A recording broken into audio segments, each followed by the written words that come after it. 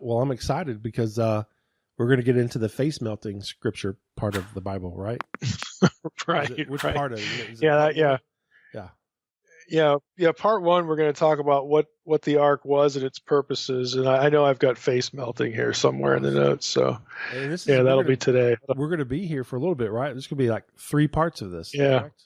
Yep. Yeah. We're going to have 3 parts in Exodus 25. So today we're going to be, sort of begin a discussion of the tabernacle and the items in it. But, specifically, we're going to start with the Ark of the Covenant. Next episode is going to be the Ark of the Covenant again. And that episode is going to be the whole question of, are there ancient Near Eastern parallels or antecedents to the Ark, other arks in other ancient Near Eastern cultures. And then the third part will be the rest of the furniture. So we've got ark, and then the rest of the stuff coming up in 3 parts. We're not going to talk either today or any of those other episodes about what happened to the ark. Okay, we're not going to do that at all. And the reason is we already did that. We've already done that on the podcast. That's an earlier episode 158, for people who want to hear that sort of thing, theories as to what happened to the Ark of the Covenant. Was it destroyed or not? And where is it? All that sort of stuff.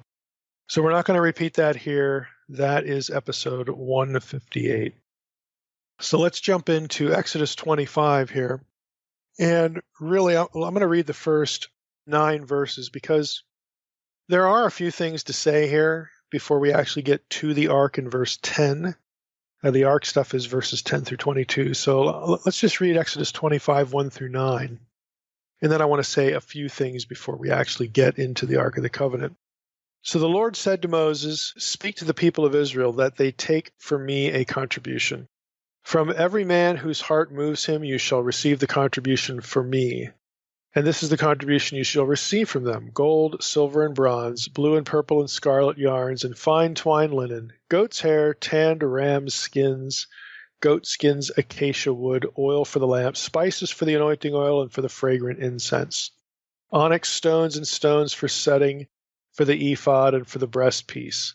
And let them make me a sanctuary that I may dwell in their midst, exactly as I show you concerning the pattern of the tabernacle and of all its furniture, so shall you make it." So that's the first 9 verses of Exodus 25. It's kind of odd that it mentions the ephod and the breastpiece because the reader wouldn't know what those are because they're not made yet. That's going to be afterwards. But again, you get one of these little sort of anachronistic kind of things going on, and we've encountered this in the book of Exodus a number of places.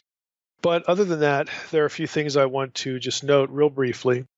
Take for me, again, that wording, it's very clear from Exodus 25 that the materials that are being gathered are for holy use. God's the speaker, and he says, "This is for me. This stuff is for me."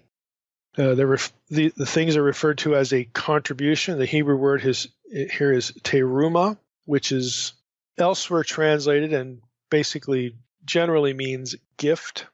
So it's something given. And of course, if it's a gift, you're not expecting to take it back. It's not a loan, it's a gift. So these are things that are for the Lord. They're given freely by the people. And again, with no expectation that they're ever going to be using these things again. They are for the Lord.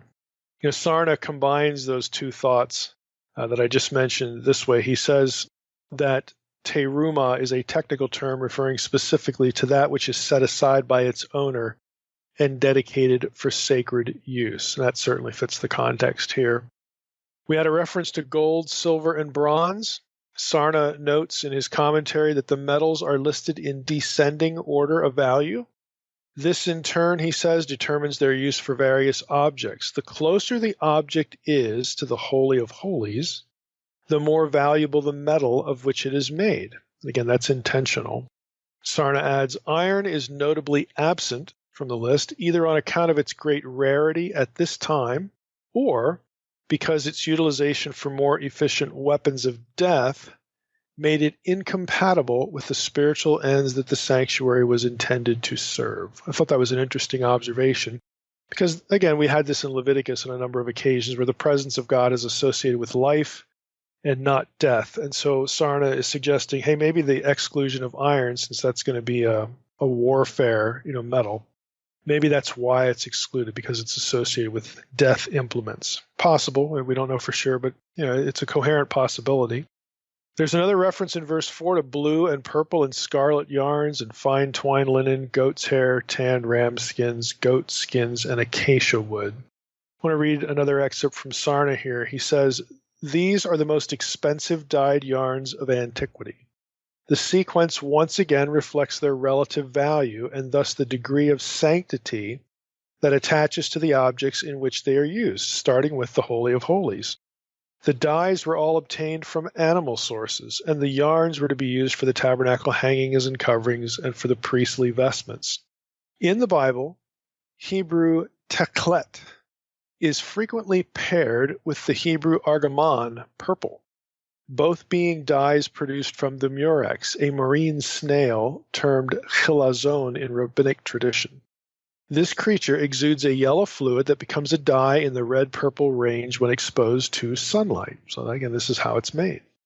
The desired shade was obtained by varying the species of murex and by adding other ingredients. Teklet was probably closer to a violet tint, while argamon had a more reddish hue. So there's your blue and purple and scarlet, or at least blue and purple. The Phoenician coast was famous for its dyeing industry. Immense quantities of marine snail shells dating to the 15th century BC have been found at Ugarit. Modern attempts to reconstruct the process have shown that it required thousands of snails to produce sufficient dye for just one robe. This, together with the intensity of the labor and the superiority of the dye's richness and stability, made the products very costly. Hence, possession of teklet dyed or argamon dyed fabrics were marks of wealth, nobility, and royalty. Then Sarna comments on the word crimson or scarlet in the ESV. The Hebrew here is tola'at shani. The first word means a worm, believe it or not, and the second signifies the color. The combination designates the brilliant red dye, this is Sarna now, produced from the eggs of scale insects of the Coccidae family that feed on oak trees. You can add that to your Bible trivia now. Fine linen, lastly, is the Hebrew word shesh. It's a very early term borrowed from Egyptian. Same consonants, shes, used for cloth of exceptional quality. Now, I wanted to include this comment about Egyptian being one of the terms here, this term for fine linen. We're going to see other Egyptian terms in this chapter, and they are going to contribute to next week's episode about a possible antecedent, or again, parallel object. It's going to be from ancient Egypt. That's the most coherent parallel. So there are Egyptian things, Egyptian isms in this chapter. And of course, the context, this is Moses and the Exodus, okay? That shouldn't be a surprise, but I just want to put that on the radar for right now, and we're going to be dealing with it more specifically next time. Now, the ESV goat skins is kind of interesting. The Jewish Publication Society Tanakh English translation, believe it or not, renders the Hebrew here as dolphins' skins. Dolphins. Well, why does it do that? Well, the Hebrew term is tekashim, and Sarna writes that with one exception, this term always refers to the coverings of the tabernacle. Its exact meaning is uncertain, but in rabbinic times, the takash, that's the singular form, was invested with mythical association and identified with the unicorn. Because of the similarity with Arabic tukas, remember the Hebrew is takash, Arabic tukas or dukush, which denote both the dolphin and the dugong. Think of a manatee. That might be a more familiar term for you. Those terms in Arabic denote both the dolphin and the dugong found in the Red Sea. Because of that association, modern scholars have variously identified the biblical creature from these skins, from from whence they come. They've identified this biblical creature either with a dolphin or a dugong, a manatee. A suggestion to equate the term with Akkadian dushu, the name of a precious stone of either yellow or orange color, Sarna writes, seems more plausible. So Sarna is not going to go down the Dolphin road and the Dugong road, even though other scholars do. He says this seems more plausible since that word is also used to describe leather that is dyed and tanned the color of the stone. Significantly, only the hides of goats and sheep were so treated. That's the end of Sarna's comment there. So this term, again, might be this what the ESV has as goat skins. Might actually be dolphin skins or dugong skins. It's possible, again, but you have to sort of take the Hebrew term and then make Arabic its cognate here. And so you can find these species in the Red Sea, so maybe that's what we're talking about. But Sarna opts for this a term that's used of a particular stone that's used to color leather, and he thinks that's more plausible. It probably is, but just wanted to point out the other possibilities. Acacia wood, let's mention that. Sarna notes, other than in Isaiah 41:19, Hebrew shittim always refers to the timbers used in the construction of the tabernacle and its appurtenances.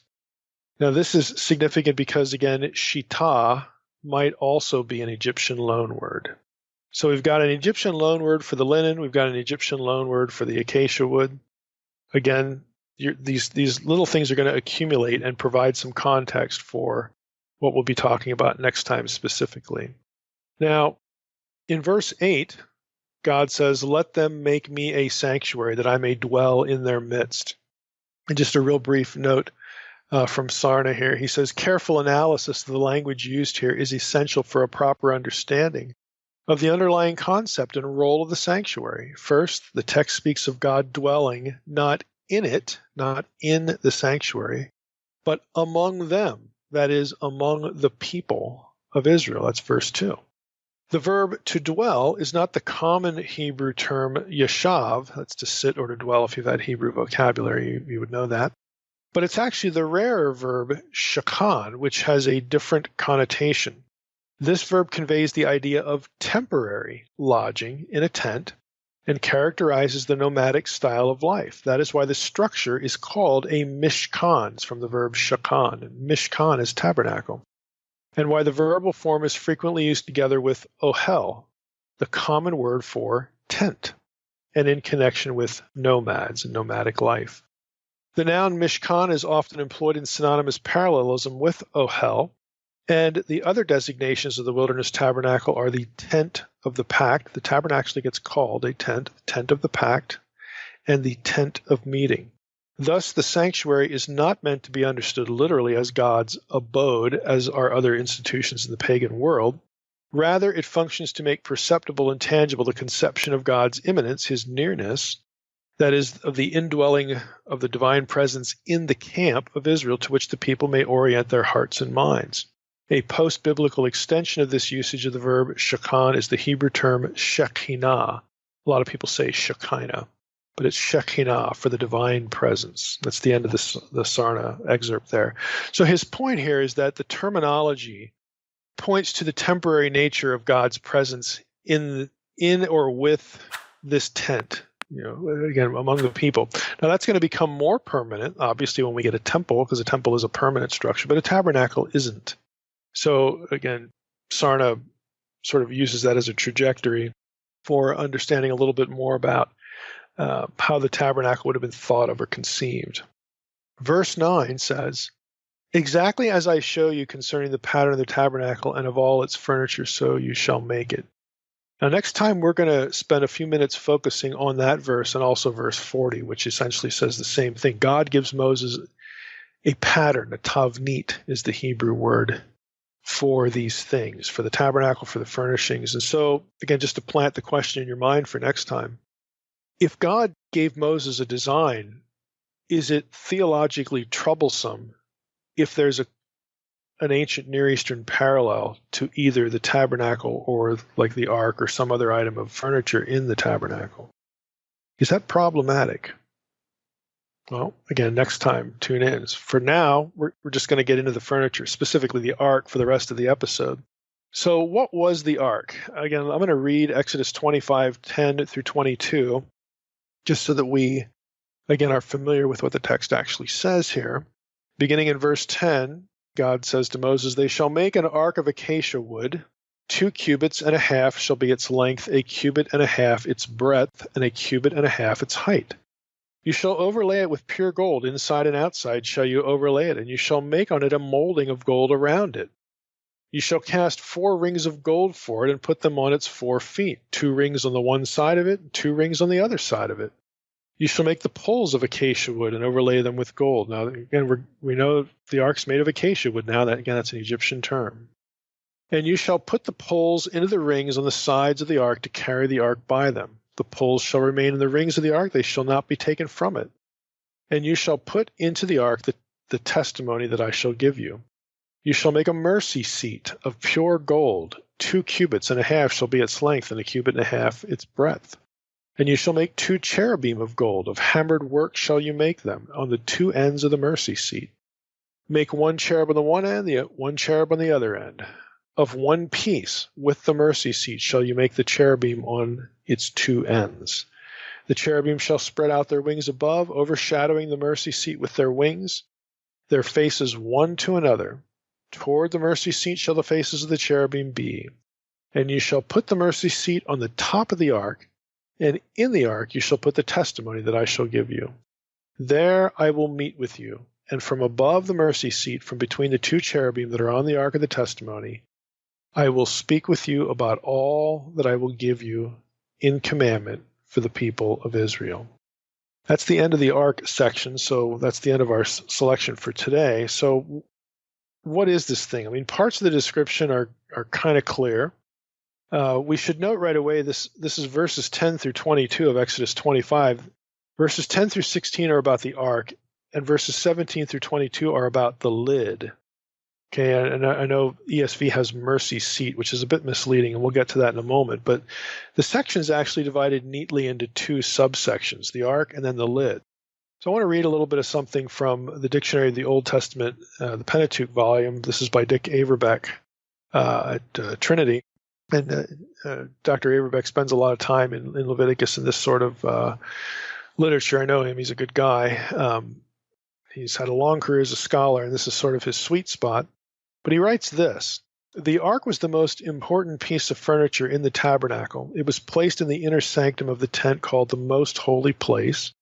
The cover on the top of the ark was called the atonement seat, the kaporet, from the verb kiper, to make atonement.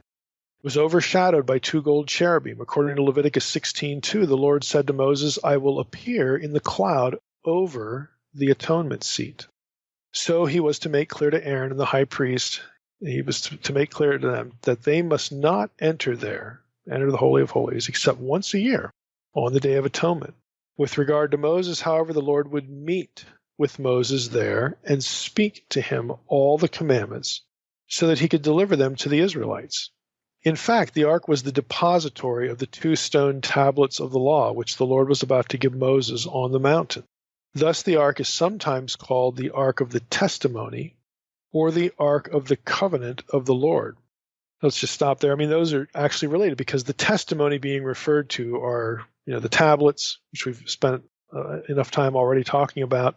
And the tablets were sort of at the core of the covenant that God is making, with the people of Israel. So that's why the ark is called what it is. These tablets, the testimony, the edut in Hebrew, they are stored inside the ark, and so the ark becomes known as the Ark of the Testimony or the Ark of the Covenant of the Lord.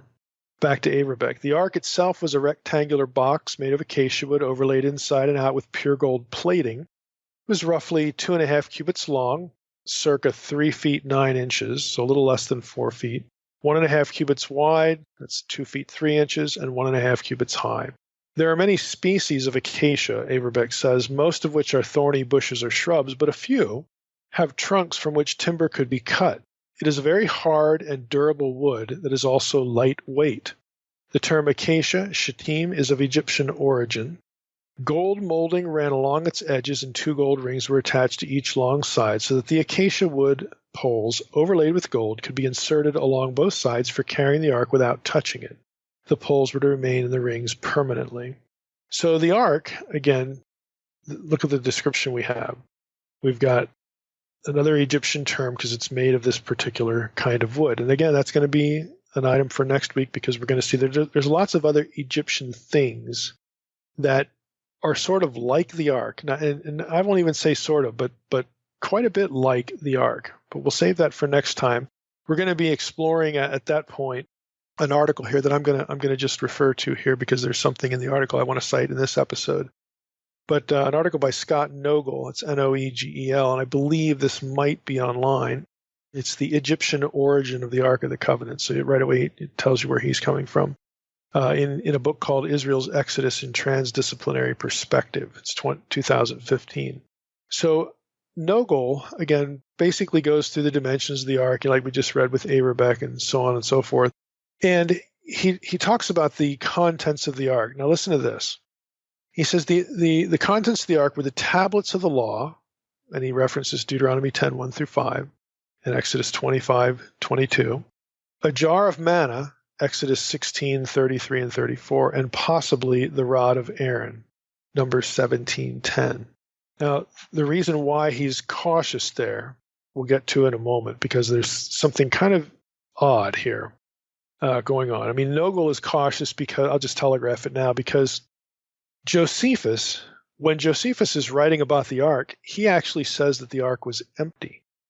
That's in Jewish Wars, Book 5, 219, paragraph 219.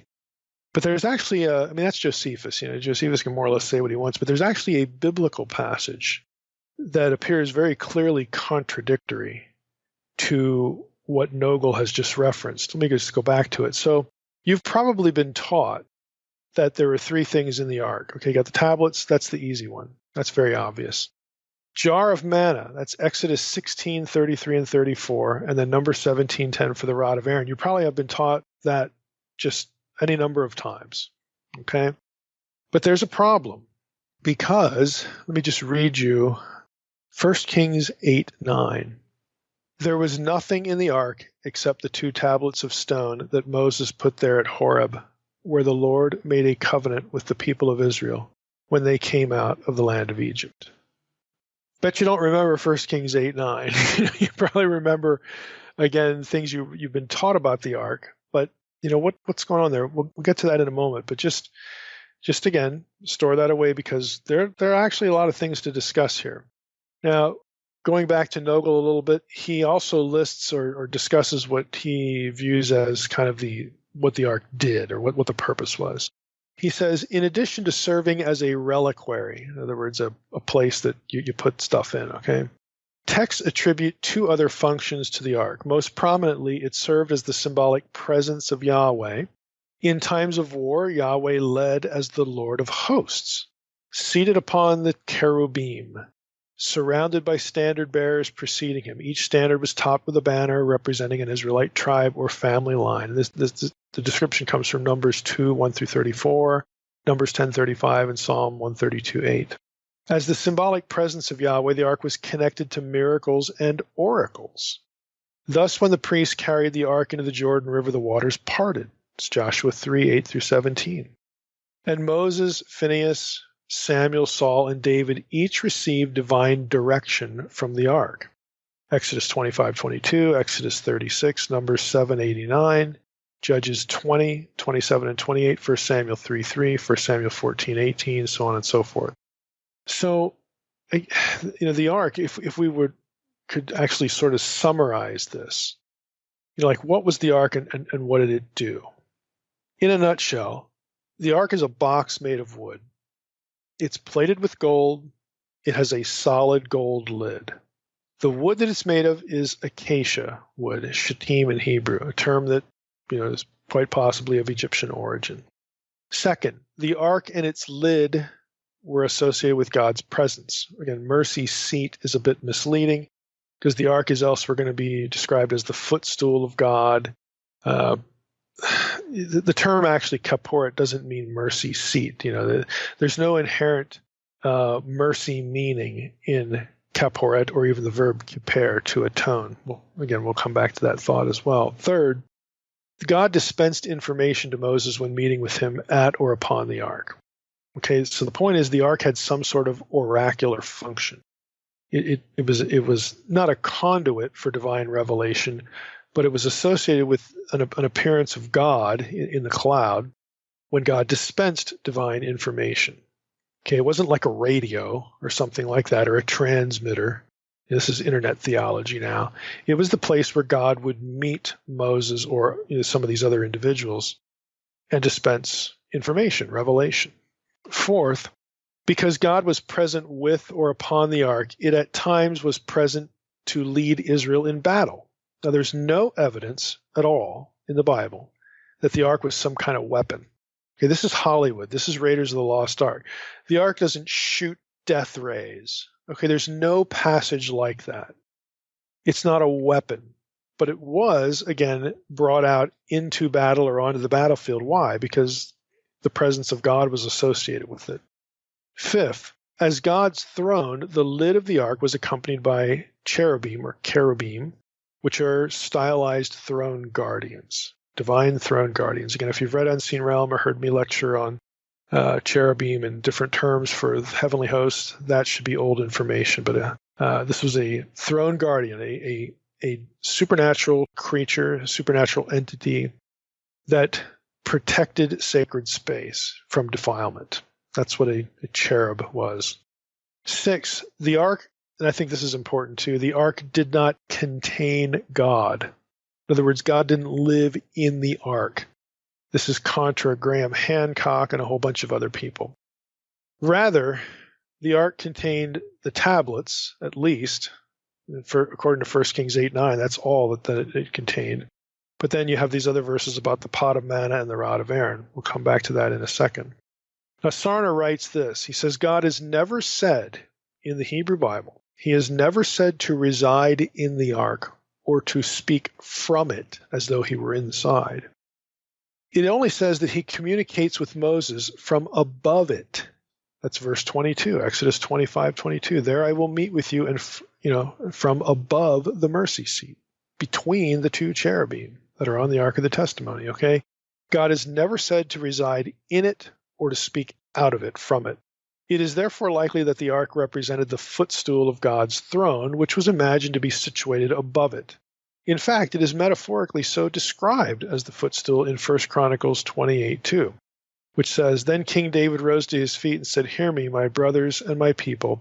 I had it in my heart to build a house of rest for the ark of the covenant of the Lord and for the footstool of our God, and I made preparations for building. Now, aside from all that, the main purpose of the ark was, of course, the place of God's presence and its role in the Day of Atonement. Again, the lid is the kaporet. That's the noun form of the verb kiper, which is typically translated to atone or to make atonement. I think to wrap our heads around the ark and the Day of Atonement, we need to talk about the mistranslation of mercy seat. Let's just get into that. So Sarna writes this about the kaporet, the lid. Again, and many translations have mercy seat. He writes, a solid slab of pure gold is to be placed above the ark. This is, again, the lid. Solid slab, which was open at the top. The dimensions of the slab correspond exactly to those of the ark. This object is called in Hebrew kaporet, a word that has traditionally been rendered mercy seat in the English versions. This is based on the Septuagint and Vulgate translations, both of which mean, quote, an instrument of propitiation, unquote, and follow the usual sense of the Hebrew stem kpr, okay, the kaf, pe, resh, kiper, to atone or make expiation. This understanding would appear to be strengthened by the instruction in Leviticus 16, 15, and 16, that at this spot in the Holy of Holies, the high priest is to perform expiatory rites on the Day of Atonement. Nevertheless, mercy seat is not a satisfactory translation of kaporet, since the aspect of mercy is an interpretation and is not inherent in the word itself. Now, back in our series on Leviticus, okay, I quoted when we were doing, again, the episodes there, specifically it's episode 66, if you wanted to go back and listen to all that. I quoted this same section from Sarna to make the point that the Hebrew term translated mercy seat, kaporet, simply means lid. That's what it is. You have to sort of understand what's happening and not happening with kippur, to make atonement. Again, you could go back and listen to the whole episode, but I'm going to try to summarize it here, or at least, maybe quote part of it based on the transcript from episode 66. But atonement, to atone, this verb is not about satisfying a deity, appeasing a deity. It's about purgation. It's to purge. I used the phrase in the episode a lot, to decontaminate.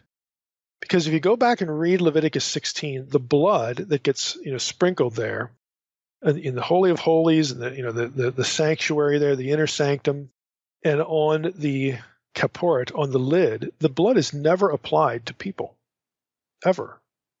At no part of the Day of Atonement is the blood ever applied to any person. What it was about purging the ark and the, again, inner sanctum there. Wherever the blood touched, it was about purging it from defilement. And since you did this once a year, you were essentially hitting the reset button. You were restoring the sanctuary, the most holy objects and the most holy places, to their original use. Like you hit the reset button, everything goes back to where it was when the priesthood and the sacrificial system essentially began. Think of it as a reset button. So I wrote this, or I said this in the episode. The lid, again, and the ritual, more importantly, the Day of Atonement, ensures decontamination. It's like creating a clean room for those of you in engineering or maybe that work in computers. That's the idea. You just cleanse and decontaminate. You protect. You insulate the specific area, in this case, sacred space, from some person bringing the offering. And that includes even the high priest, a person entering sacred space. The system, again, was designed to purge sacred space from defilement. When it gets to the innermost sanctuary where only the high priest is allowed in, again, the Day of Atonement, it still has the same purpose. It still has that purpose. The term kippur comes from the Akkadian kupuru, which means to wipe off or to wipe clean, to cleanse. It refers to the act of cleansing or wiping away impurity, wiping away contamination. So that is the purpose of the Day of Atonement. You can summarize Leviticus 16 that way. Leviticus 16 is essentially hitting the reset button, where everything associated with the sacrificial system and the sacred space of Yahweh is reset to the original conditions. You do that once a year. It takes the sanctuary, the holy instruments, the vessels associated with service in the sanctuary, the holy place, and even the people, and restores it as though it were all made new again. That's the purpose of the ritual. So it's not about individual forgiveness of sins or anything like that. It's not about obtaining mercy. Okay, that's why the term mercy seat is not a good translation for the lid of the ark. Again, that's all it is. It's just the lid. Kaporet is the lid. Okay, the if you want to say the atoning lid or something like that, because this is the place where the blood on that day would get sprinkled, only time of year, and again you hit the reset button. It restores everything to its pristine original state. That was the rationale for what's going on. So before we end, that's essentially what the ark is. It's essentially what the ark does. That list that I gave you, again, to go through it real rapidly. It's a box with a solid gold lid. The box is plated with gold. It's made from acacia wood. It's associated with God's presence. God appears above the lid, again, to speak with Moses, so it has an oracular function. Again, it's not a radio. It's not a machine. There's no dials on it or something like that. Again, this is internet theology. God is never said to be in the box. He's never said to be in the ark. He is never said to speak out of or from the ark. He appears above the lid, above the wings of the cherubim that are affixed to the lid. So the ark doesn't contain God. Now, back to the idea of containment. Since I mentioned this, I want to unpack this a little bit. 1 Kings 8:9, do we have a contradiction here? So we'll end the episode with this. Again, we've been taught, I was taught this, that the ark contains three things: the tablets, the pot of manna, and the rod of Aaron. And we know for sure that it has the tablets in it because it just says that point blank in a number of places. Here in Exodus 25, we had a reference in Deuteronomy I cited a few minutes ago. And we actually have alluded to this idea already before when it came to the giving of the law, because it was typical in the ancient Near East to, when a king made a covenant with another country, you would take a copy of the covenant and you would put it again under the throne, or there'd be some repository place under the throne, as if to again remind everyone of the covenant agreement. So I'm going to read a little bit from Sarna here. He writes this: the sole function of the ark is to house the tablets of stone. Okay, that's I would say it's its major function, but it still is the place again where the reset button is hit. According to the testimony of 1 Kings 8:9, in the Solomonic temple there was nothing inside the ark but the 2 tablets of stone that Moses placed there at Horeb when the Lord made a covenant with the Israelites after their departure from the land of Egypt. The practice of depositing legal documents in a sacred place was quite widespread in the ancient Near East. It symbolically underscored the importance of the document and projected the idea that the presiding deity witnessed and guarded it and oversaw its implementation. The disposition of such legal instruments in this manner is exemplified by, among others, the Treaty of Non-Aggression and Mutual Assistance contracted between King Matiwaza of Mitanni in Upper Mesopotamia and the Hittite monarch Supi-Luliumas. Thus, when Moses deposits the ark, the tablets of stone, in the ark, the tablets of stone, that contain the fundamentals of the covenant between God and Israel, he's following an ancient and widespread Near Eastern legal tradition. We referenced this. What about why are there 2 tablets, 2 copies, all this kind of stuff. So we've had this before, but that begs the question: why the wording of 1 Kings 8:9 when it says this is all that was in the ark? The covenant is all that was in the ark. It's the ark of the covenant. It's not the ark of the manna. It's not the ark of Aaron's rod. It's the ark of the covenant. Okay, look at Numbers 17:10 and Exodus 16:33. Just listen carefully as I read this. Number 17:10. The Lord said to Moses, "Put back the staff of Aaron before the testimony to be kept as a sign for the rebels, that you may make an end of their grumblings against me, lest they die." What does the text say? The staff of Aaron isn't said to be put in the ark. It's before the ark, like in its presence somewhere in the room. Exodus 16:33. Moses said to Aaron, "Take a jar and put an omer of manna in it and place it before the Lord to be kept throughout your generations." It's never said to be put in it. It's before the Lord. So there's no contradiction with 1 Kings 8:9. 1 Kings 8:9 is quite clear. That's the only thing that was in it, the tablets. Now you have to ask yourself, well, what about Hebrews 9:4 in the New Testament? Let me read you that. Behind the second curtain was a second section called the Most Holy Place. This is a description of the tabernacle. Having the golden altar of incense and the Ark of the Covenant covered on all sides with gold, in which was a golden urn holding the manna and Aaron's staff that budded and the tablets of the covenant. Now, Hebrews 9:4 very clearly has the stuff in, but 1 Kings 8:9 denies that. And the Old Testament verses about the jar of manna and Aaron's rod certainly don't require. In fact, they don't even say that it was put in. So what do we do with Hebrews 9:4? Well, in the phrase, again, we're going to have a little grammar spasm here. The phrase in Hebrews 9:4, in which was a golden urn, so on and so forth, in which. It's the Greek preposition en, which can, of course, be translated in as in location. Okay, the locative semantic, the locative sense of the preposition in, or en in Greek.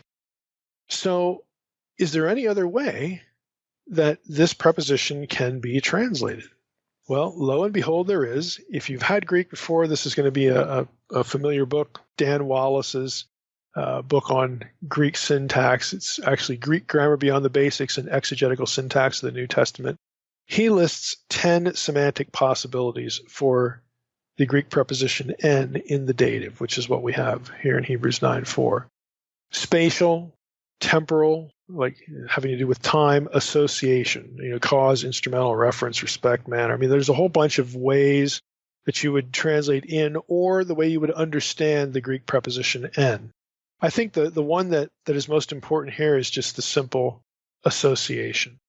So the Greek writer can use this preposition to create an association between two things or more than two things. And so if we take that back to Hebrews 9:4, having the golden altar of incense and the Ark of the Covenant covered on all sides with gold, okay, which was, again, associated with a golden urn holding the manna and Aaron's staff that budded. Well, it sure was, because those objects were said to be placed before, in the presence of, the ark. So again, you don't have to see a contradiction here in Hebrews 9:4 either. You just have to be thinking about the semantic possibilities for this little preposition. So with that, we're going to wrap up our episode. Again, this was a simple introduction to the ark.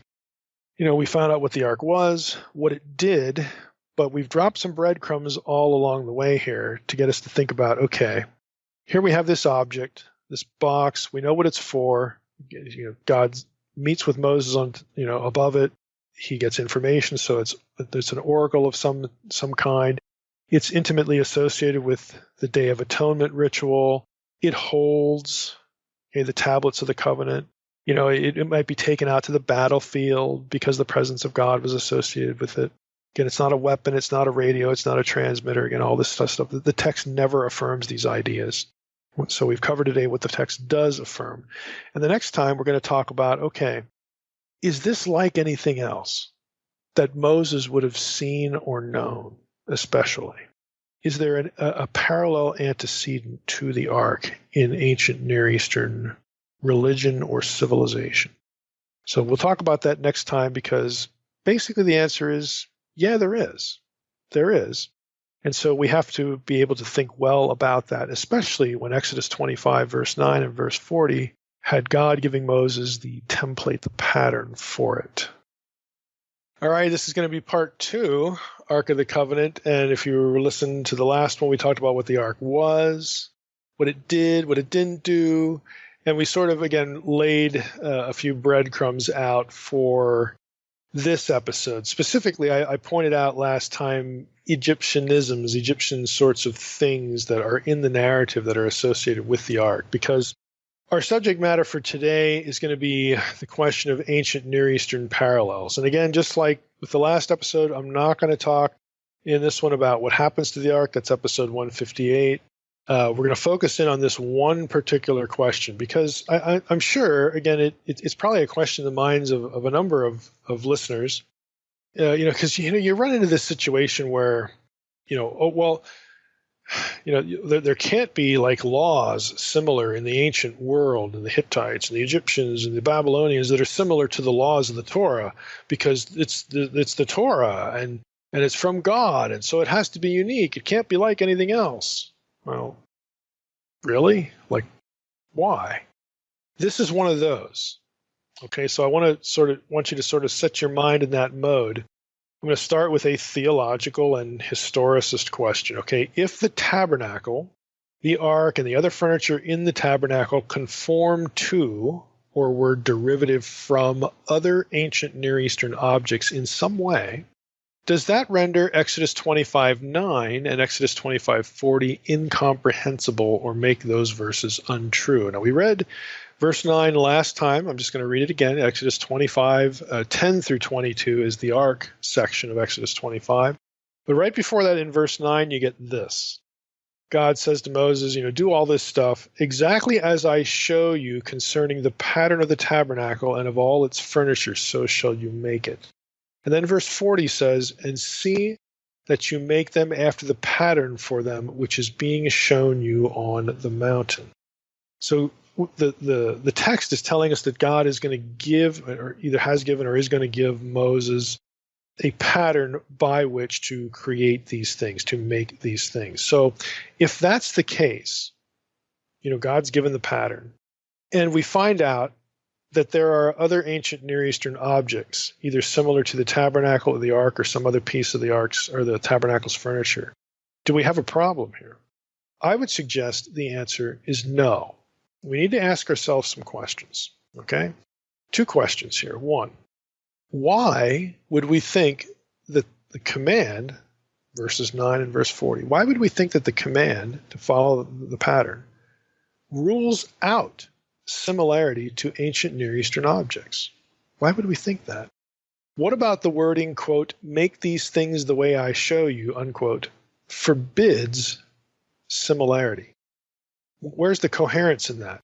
The command doesn't say, make these things and make sure they're not like anything else in the world or like anything else you've ever seen. It doesn't say that. Okay, so that's the first question. Why would we think the command rules out similarity to other ancient Near Eastern objects? Second, why would God care about giving Moses a pattern in the first place? Maybe similarity would serve a purpose. Familiarity. Maybe God wanted a comparison made for the purpose of highlighting points of contrast as well. Is there anything wrong with God giving Moses a pattern, and the pattern is like something that Moses already knows or has seen? Is there some like cosmic rule against that?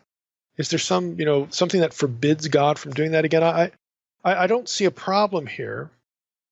So I hope it's clear that by asking, these two initial questions, that again helps me, to kind of telegraph how I'm going to look at this thing, because our topic again is, this whole notion of there being an ancient Near Eastern antecedent to the Ark of the Covenant.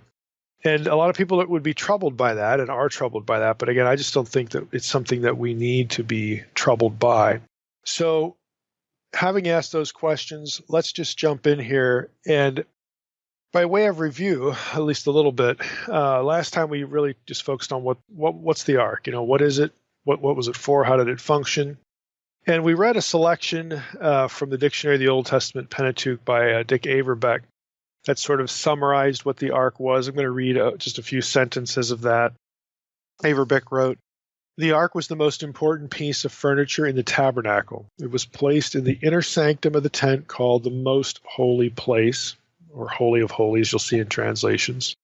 Averbeck says the cover on the top of the Ark was called the Atonement Seat, the Kaporet, from the verb kippur, to make atonement, and it was overshadowed by 2 gold cherubim. And again, we don't sort of know the mental picture because of the movie Raiders of the Lost Ark and whatnot, so that is quite familiar. Averbeck goes on, and he says now the Lord would meet with Moses above the lid, again, so usually translated mercy seat, or here in Averbeck, atonement seat. The Lord would meet with Moses there, and they would have conversations, and Moses would get information. So the Ark was something of an oracle at times. It was also the depository of the 2 stone tablets of the law, which the Lord was, about to give Moses on the mountain. Again, we've of course gone over that at length here in the series on Exodus. The Ark, therefore, was called the Ark of the Testimony in certain passages, Exodus 25:22, for instance, or the Ark of the Covenant of the Lord, Numbers 10:33, because the tablets were the sort of the covenant documents, and these are deposited within the Ark, and so that's where the Ark gets its name. So that's, again, sort of the brief introduction, to what the Ark was. We actually sort of summarized Averbeck and a few other quotations with a few sentences about the Ark. I might as well just hit those real quickly. Again, the Ark is a box made of wood plated with gold. The lid, the so-called atonement seat or mercy seat, it's just the lid. That's actually what the term means, lid. Was solid gold. It was made of acacia wood, and we noted last time that the term there, shittim, is a term that derives from Egyptian. And again, we're going to come back to that in a moment. The Ark, of course, was associated with God's presence. Again, Moses would meet with God there. So it had this oracular function. The Ark was a sign of Yahweh's presence. It would often be taken into battle because, again, the Lord was with this thing in some way. However, the Ark did not contain God. We pointed this out last time. Again, this is sort of Hollywood and Graham Hancock mythology. I mean, there's no passage that ever says God was in the Ark or that God spoke from or out of the Ark. There's nothing like that. Again, God would meet with Moses above the lid. So God is not in the ark. The only thing the ark contains is the tablets of the covenant. We talked last time about how the pot of manna and the rod of Aaron, again, that gets misunderstood as being inside the ark. That's not the case.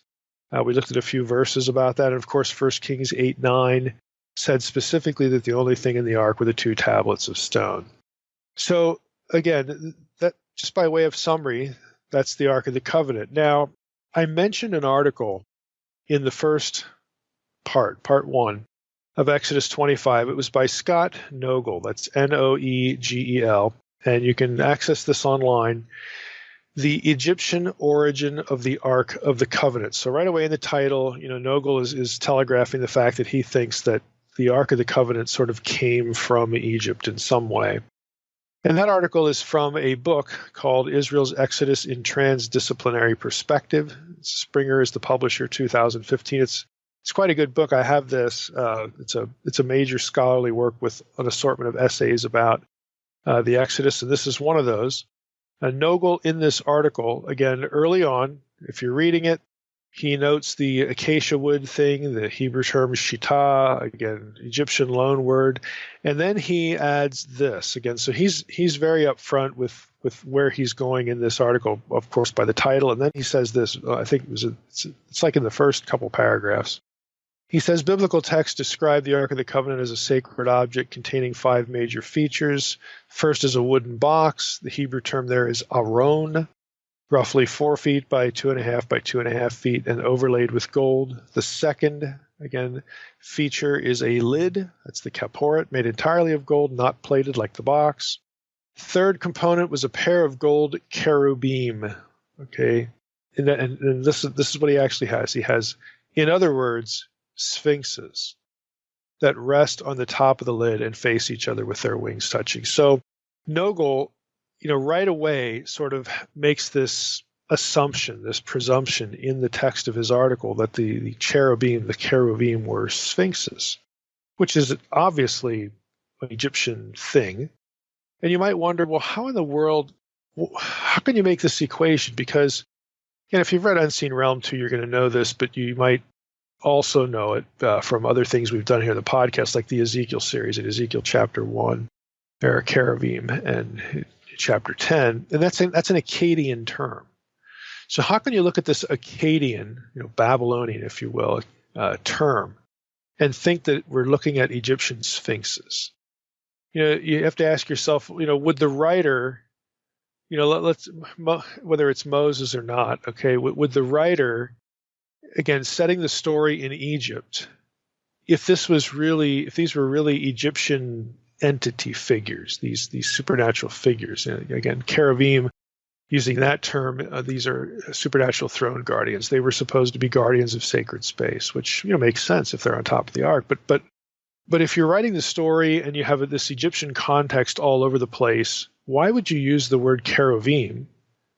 Because it's an Akkadian term. It doesn't feel like it makes sense. And then, of course, Noegel just assumes that they're sphinxes. And you have to wonder what he's thinking here. Well, he's going to get into the subject and really sort of lay out his case for an Egyptian antecedent to the Ark of the Covenant, that the Ark of the Covenant really sort of derives from something very specifically Egyptian. Now, before he does that, he takes some time to debunk proposed non-Egyptian parallels to the Ark, specifically 2 of them. One is the Assyrian palanquin. A palanquin is like, think of the way you see sometimes, even in modern times, like 19th century, you see important people carried in essentially a little chair suspended from poles. It's just, it's a thing that people got carried around in. Okay, that's a palanquin. So other cultures had these things. The Assyrians had them, as we're going to see. The Egyptians had them as well. They're not always styled the same, but he starts with the Assyrian model, if you will, and it debunks it because it really doesn't have any of the features of the Ark of the Covenant. For instance, Assyrian palanquins had no poles to carry them. They were, moved around in different methods. There was no box to it. There's no lid. It's not covered in gold. They never historically contained any relics or important texts like documents, like covenants and all that. I mean, it literally doesn't have any real parallel other than the fact that you could carry somebody in this thing. That's about it. So Nogel, I think, does a good job of saying, this is a proposal and it's just really not worth our time.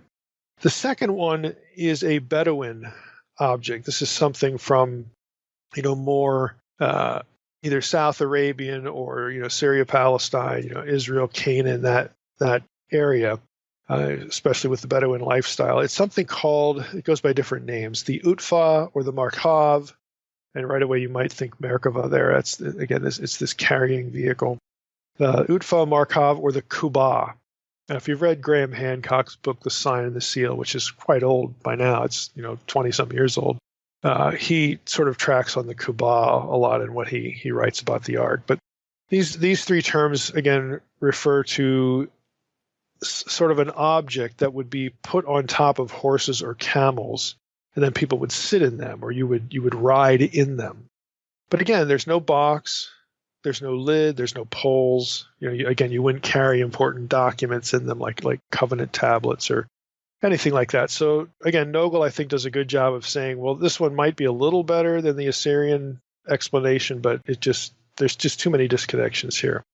And it's because of those disconnections, and because and we're serious here, all of the Ark's features do have some sort of parallel in Egyptian palanquins, that Nogel says this is the best view. This is the best parallel to the Ark of the Covenant. Now, Egyptian palanquins, it's kind of interesting. I was just on the East Coast for an interview in New York City, and we had a few hours in the last morning I was there. We went to the Metropolitan Museum of Art, and I should probably put these on the website since they're my pictures along with this episode, but there were a few Egyptian paintings there that had palanquins in them. And so I thought, hey, here's a good opportunity to take a few pictures because this is what we're talking about. So the Egyptian palanquin was a box, all right, and it could be carried by poles. Not all the models were. Typically, the Egyptian palanquin was put inside another structure, sort of like a boat or a ship, something that looked like a longboat with curled ends, and it was typically pushed or dragged along. But it could be, and some of the models were, like in King Tut's tomb, there are pictures of palanquins with poles. They're boxed with poles, just like the Ark of the Covenant, and very, very close to the actual size as well. So there were different models of this. And so Nogel argues for the Egyptian palanquin carried on these Egyptian boats that are referred to by Egyptologists as sacred barks, and that'll either be spelled B-A-R-K-S or B-A-R-Q-U-E-S, sacred boats. So again, this is going to be where he argues. There are more parallels to it that we'll get into in a moment. But this is the direction he goes. I want you to see the direction he goes and why. The Assyrian view doesn't really work. Again, there's too many disconnections. The same thing for the Bedouin, Kuba, it doesn't work. There's just too many dissimilarities, and there are so many close similarities with the Egyptian model. Now, I'm going to read a few selections from Nogel as to the data upon which he draws this conclusion. So I've given you sort of the surface thing. Egypt had these boxes, then some of them had poles, and they were carried around. Okay, but here's the real nuts and bolts from Nogel's article. I'm just skipping around in the article here. He writes, the bark's most basic function was to transport gods and mummies. When transporting gods, the bark was fitted with a gold-plated naos. That's a Greek term for like an inner sanctum, like a holy, either a holy place, like an inner room, or again, sort of a space within a space that was especially holy, especially sanctified, for the carrying of the divine image, this divine, an idol in Egypt's case. So the bark was fitted with a gold-plated naos containing a divine image seated on a hut block, that's an Egyptian term, hut block throne, which was veiled with a thin canopy of wood or cloth. Many barks were decorated with protective cherubim. This is Nogel's word. Again, cherubim is not an Egyptian term. This is Nogel writing. He says, many barks were decorated with protective cherubim. Like the Ark of the Covenant, sacred barks were carried on poles by priests, the so-called pure ones, who had performed purification rituals in order to hoist the bark. Though most Egyptian rituals were never witnessed by the public, the procession of the sacred bark was an important exception. I mean, they would do this before people. Nogel also says the bark also gave oracles. While resting at one of the stations that it was, carried around, on its journey, it would be consulted by written oracles, and while en route during the procession, it would be asked a question to which it would respond yes or no by bowing fore and aft. Let me just stop there. So here you have this box, this gold-plated box, again, that itself could be carried by poles. Inside of it is the deity image, but it's resting on this boat-like craft, okay, that's getting dragged, through the desert, all right? And so it would stop and people would ask it questions. And, there's somebody probably tipping it. If it tips one way, the answer is yes. If it tips the other way, the answer is no. But they would do this. They would ask it questions. It was the bark was considered a source of divine knowledge, revelation being dispensed from the deity. Back to Nogel. He says, some priests marched before the bark wafting incense, and others alongside and behind. Some bore standards representing nomes. A nome is like a county in Egypt, a district, geographical region or district in Egypt. The term they used was nomes. So some bore standards representing nomes, much like the tribal procession of the Ark of the Covenant, with the tribes carrying these flag standards, around. And they're on all sides of the Ark. So Nogel's, building this picture, this case. Nogel continues, he says, while I know of no sacred bark whose footstool contained relics, the placing of oaths beneath the feet of statues is attested. Thus, in a letter from Ramses II to the Hittite king Hattusilus III, we find the following reference, quote, the writing of the covenant that I made to the great king, and which the king of Hattu has made with me lies beneath the feet of the god Ra. The great gods are witnesses to it, unquote. Nogel says, scholars have long likened this practice to the placing of the covenantal tablets in the ark's footstool. Again, the ark itself is referred to as God's footstool, and this is where the tablets went. Nogel says, I am not suggesting that the Ark of the Covenant was in fact a bark, an Egyptian bark, only that the bark served as a model, which the Israelites adapted for their own needs. Thus, the Israelites conceived of the ark not as an Egyptian boat with a prow and a stern and oars, but as a rectangular object more akin to the riverine boat that informs the shape of Noah's ark. Now, let me just stop there. This is something you're going to see a lot. You see it in Hancock as well. The word for Noah's ark is not the Hebrew word that's used for the Ark of the Covenant. And Nogel knows that, and he says it in the article, but therefore I don't know why these two things always get connected. They are not the same term. They don't have the same function. The Ark of Noah is the Tevah. Okay, it's not the Aron. But again, you'll see this conflation all the time. So he's saying that I mean, just think of this. Again, this is just me now interjecting here. Nogel is building this case, and he says, okay, we have a box in Egypt that was carried around by poles, inside of which was a deity, and and it would function as an oracle, and people would surround it and carry banners. I mean, again, it sounds a lot like the Ark of the Covenant, and I'm not saying that these aren't legit parallels. I think basically they are. But then the fact that it's placed in a boat sort of makes the lights go off in their heads, and then their minds go to the Ark of Noah because that was a boat. Well, it just doesn't seem like a legitimate connection. They're never connected in Scripture. The words are different. The functions are different. The settings are different.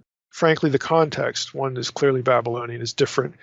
And in fact, if Irving Finkel, who wrote a book just a few years ago about the Ark, based upon new cuneiform information, it might have been a round, object or something like that. There's a different way to look at what the Ark of Noah might have been shaped like. Okay, different than your standard rectangle. So they're, again, without getting into how you deal with that with the measurements and all that stuff. I'm not going to go down that rabbit trail, but it's not the same object is the point. It's not.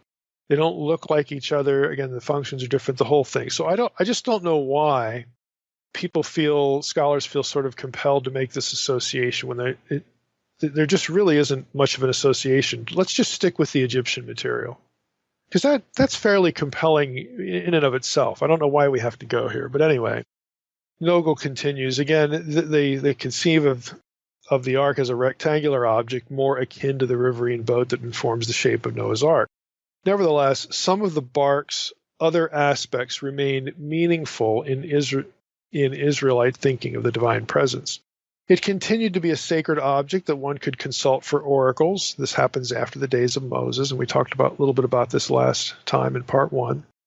And its maintenance continued to be the exclusive privilege of the priests and priestly culture. It still represented a throne and a footstool, and so it still served as a symbol of the divine presence. It continued to be a sacred object that one could consult for oracles, and its maintenance continued to be the exclusive privilege of the priests. Okay, so there we have, again, Nogel's basic description. So in Egypt had this box thing plated with gold.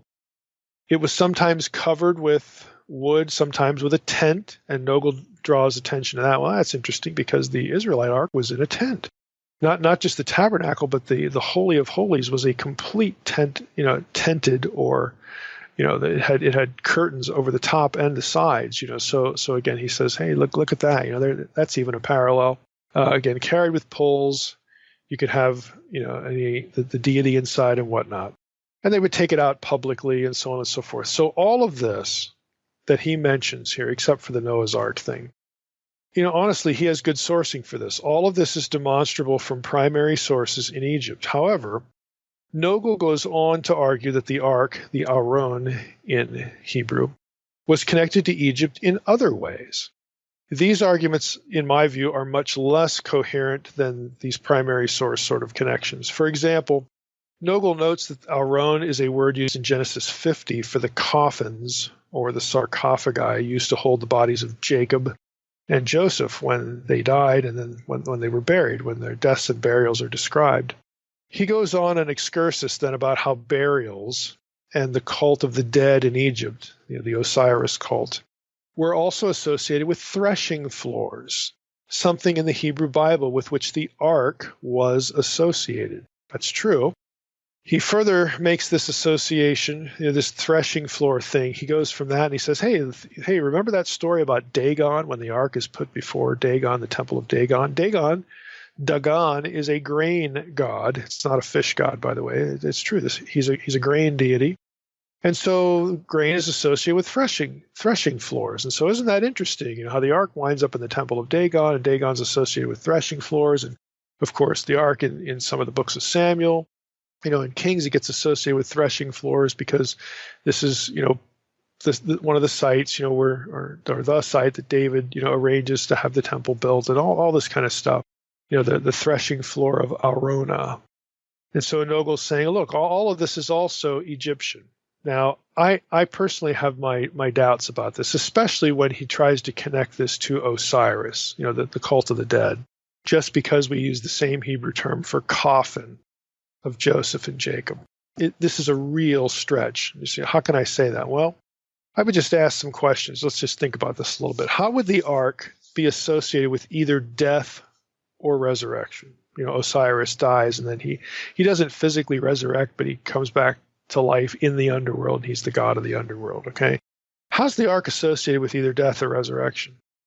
It isn't. It isn't associated with either. You would think that if there's some sort of Osirian connection here, that somewhere the ark would get that specific theological association, but it never does. It makes far more sense to note as well that threshing floors, okay, you don't have to say, well, threshing floors are interesting in the Hebrew Bible when the ark is associated with them because of Osiris. And the Osiris cult, was associated with threshing floor. Well, yeah, okay, but it makes more sense to note that threshing floors were associated with the harvest, and food production is, of course, essential to life. The ark was the source of life because it was associated with the presence of Yahweh. You don't need anything from Egypt to make those associations. Further, why would the Philistines put the ark into the temple of Dagon? Did they really put the ark into the temple of Dagon because they thought to themselves, hey, this box is Egyptian? And Egyptian palanquins sometimes show up in scenes that include grain harvests. And the cult of Osiris is associated with the grain harvest just like Dagon. So the ark belongs here. Is that really what they're thinking? A Philistine is thinking that? Again, that's really dubious. It's very dubious reasoning. It's so much more obvious that the Philistine storage of the ark in Dagon's temple is a conquest gesture. They do it because they believe Yahweh was defeated by Dagon on the field of battle, so putting the ark in Dagon's temple, his sacred space, is a gesture of Yahweh's defeat and submission to Dagon. That's why they do it. You don't need any connection to Osiris and threshing floors associated with Osiris to make sense of the 1 Samuel 5 story. You just don't. Another example, Nogel notes passages that mention the ark and threshing floors and the festival of Sukkot, the booths, the festival of booths. Again, this has nothing to offer in the way of support for a connection to Egypt. The festival of Sukkot, yes, it has something to do with the grain harvest as when it was held. Okay, we get it. But the festival of Sukkot commemorated Yahweh's deliverance of Israel from Egypt and from other gods during the Israelite journey through the wilderness, which was, of course, viewed as a place of chaos. So again, you just don't need anything from Egypt to see, symbolically, emblematically, what's going on in any of these examples. You just don't need Egypt. You don't need Osiris. You don't need any of this stuff. So to me, this is sort of the weakest part of Nogel's article. I mean, he does a good job of ferreting out primary sources for the construction and shape and look and some of the functions of the ark. Okay, that much is demonstrable. Well, when he goes on these rabbit trails, it's just really special pleading. I think really, honestly, I think it's kind of poor reasoning. So I think he overstates the data in those respects. But in the other respects, I think he marshals good evidence, and his case is workable. His argument is workable just generally. So let's think about what we've talked about to this point. Do we have, let's just assume that Nogel, again, he's ferreted out this data, and let's just assume that he's right. He's onto something, that there's this Egyptian antecedent. And by the way, we can already see the disconnects. Okay, Egyptian palanquins carried around deities, idols. Again, Yahweh is never said to be in the ark, ever, not one verse.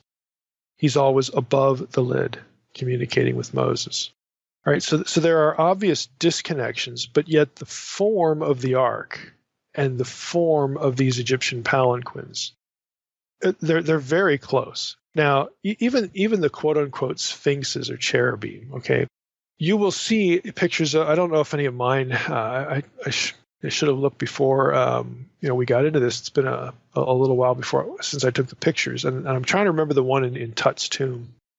The one I'm thinking of, there were several in Tut's tomb, but there are some Egyptian palanquins that on the ends you have Isis and Nephthys. They are winged goddesses.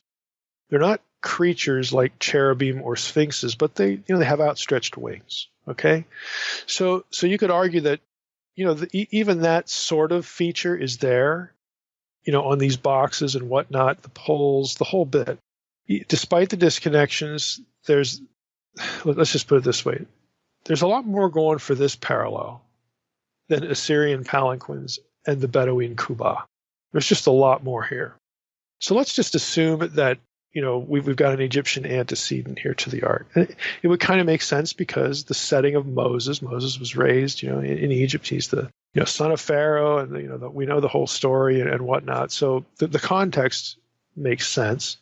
So we have to ask ourselves, do we have some scriptural or theological reason requiring us, that's an important term, requiring us to reject the idea that God could have instructed Moses to make an object similar to one with which he'd be familiar? Where's the rule against that? And you already know, because I started the episode with these two questions. And I don't see this as a problem, because to go back to the two questions, Why would we think the command that God gives? So let me just read it again. Exodus 25:9. Moses is supposed to make this stuff exactly as I show you concerning the pattern of the tabernacle, all its furniture, so you shall make it. Exodus 25:40. And see that you make them after the pattern for them, which is being shown you on the mountain. So God shows him that this pattern. Here's what I want built. Here's how to build it. So how is that incompatible with God deciding in the pattern he gives Moses to use objects or to create, to give him instructions that Moses will, at least in part, and maybe foundationally, maybe in serious, significant ways, that he'll say, okay, I know what that looks like. I get it. I understand, what you want here, because I've seen something like that before. Why is there some cosmic rule against that God is not allowed to instruct Moses using something familiar to Moses? Honestly, I can't think of a good reason why this would be a problem. I just can't. Again, God knows where Moses has been. He knows what Moses has seen. So, why not? Again, where's the rule against that? So these verses, Exodus 25:9 and 40, say simply that Yahweh told Moses how to design the ark. The passages don't say God said he would give Moses a design for an object unlike any other. The text never says that. God never says that. So I'd argue that any trepidation over the similarities is unnecessary and, to be blunt, kind of manufactured. So where does this put us? Again, I think it's pretty clear that Egyptian palanquins, these sacred barks, are likely a template for the ark. They're better than any other candidate, and there's lots of specific similarities. That is, God based his design instructions to Moses on something familiar to Moses. The parallel elements are pretty transparent, and there are a number of them. The Egyptian context of the Exodus and journey to Sinai are, of course, obvious. And Currid, this is in his commentary. It's not from his book, Egypt in the Old Testament. He has a commentary on Exodus that we've quoted before. Currid writes this: "It is widely recognized that the design of the ark, and the entire tabernacle for that matter, is distinctly Egyptian. That is not a problem," Currid says, "since God may have used a pattern or model which the Hebrews were accustomed to seeing and making as artisans in Egypt." Unquote. Hey, did we think of that? Internet theologian, who wants to somehow use the similarity to say something bad about the Bible. Did you ever consider that maybe some of the Israelites actually worked on these things? Huh? Okay, I mean, this is entirely conceivable. And there's nothing, again, in the text or, any sort of theological reason why that forbids God from doing this. So, again, there's no obstacle here. The tabernacle and the temple in general are not completely or even mostly different than other ancient Near Eastern temples. They have some of the same rooms, the same layouts, the little niches. I mean, if you just look at these things, you can see that there are a lot of similarities. But, however, certain aspects that are different, either use different or look different or are absent in some cases, they do transmit certain theological distinctions in Israelite religion. There's no need for the design of something Israel is using, like a temple or an ark or the golden lampstand, the menorah, or the table of showbread, the bread of the presence.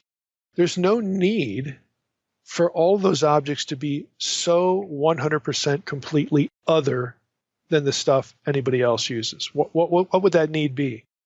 So like an Egyptian priest, an Israelite priest, do we have to make sure that his robe is a different color than all of the other robes worn by priests in other ancient Near Eastern civilizations?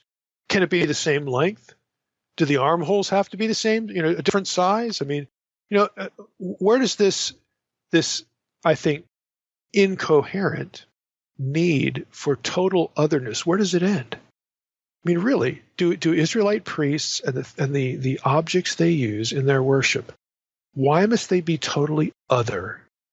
Now, by definition, it doesn't matter what shape or how they look. The fact, is that how they're used and the meaning of their usage, and of course the deity that's being served by them, that's where the otherness comes in. There you need otherness. And you get it theologically. The differentiation is not transmitted, or is not like hell, let's put it that way. The differentiation that's really important, the difference between Yahweh and these other gods, that isn't carried by the shape of things, or the color of things, or the design of things, objects. That is put forth and held in place by bigger ideas than what this box looks like. Okay, so again, I think this is a really misguided thing to sort of be concerned about. We mentioned last time, what about laws like the law code, the Ten Commandments? I mean, is there some cosmic rule that says everything listed in the Ten Commandments none of those things can be shared by other cultures? Israel's laws have to be 100% other and different. Why? I mean, it just doesn't make any sense. So if Israel has a law, thou shalt not, commit murder. So, I'm just so confused because I found a command against murder in a Babylonian law code, and that's trouble for the Bible. It's just ridiculous. These are absurd thoughts. Honestly, I just have to be blunt here.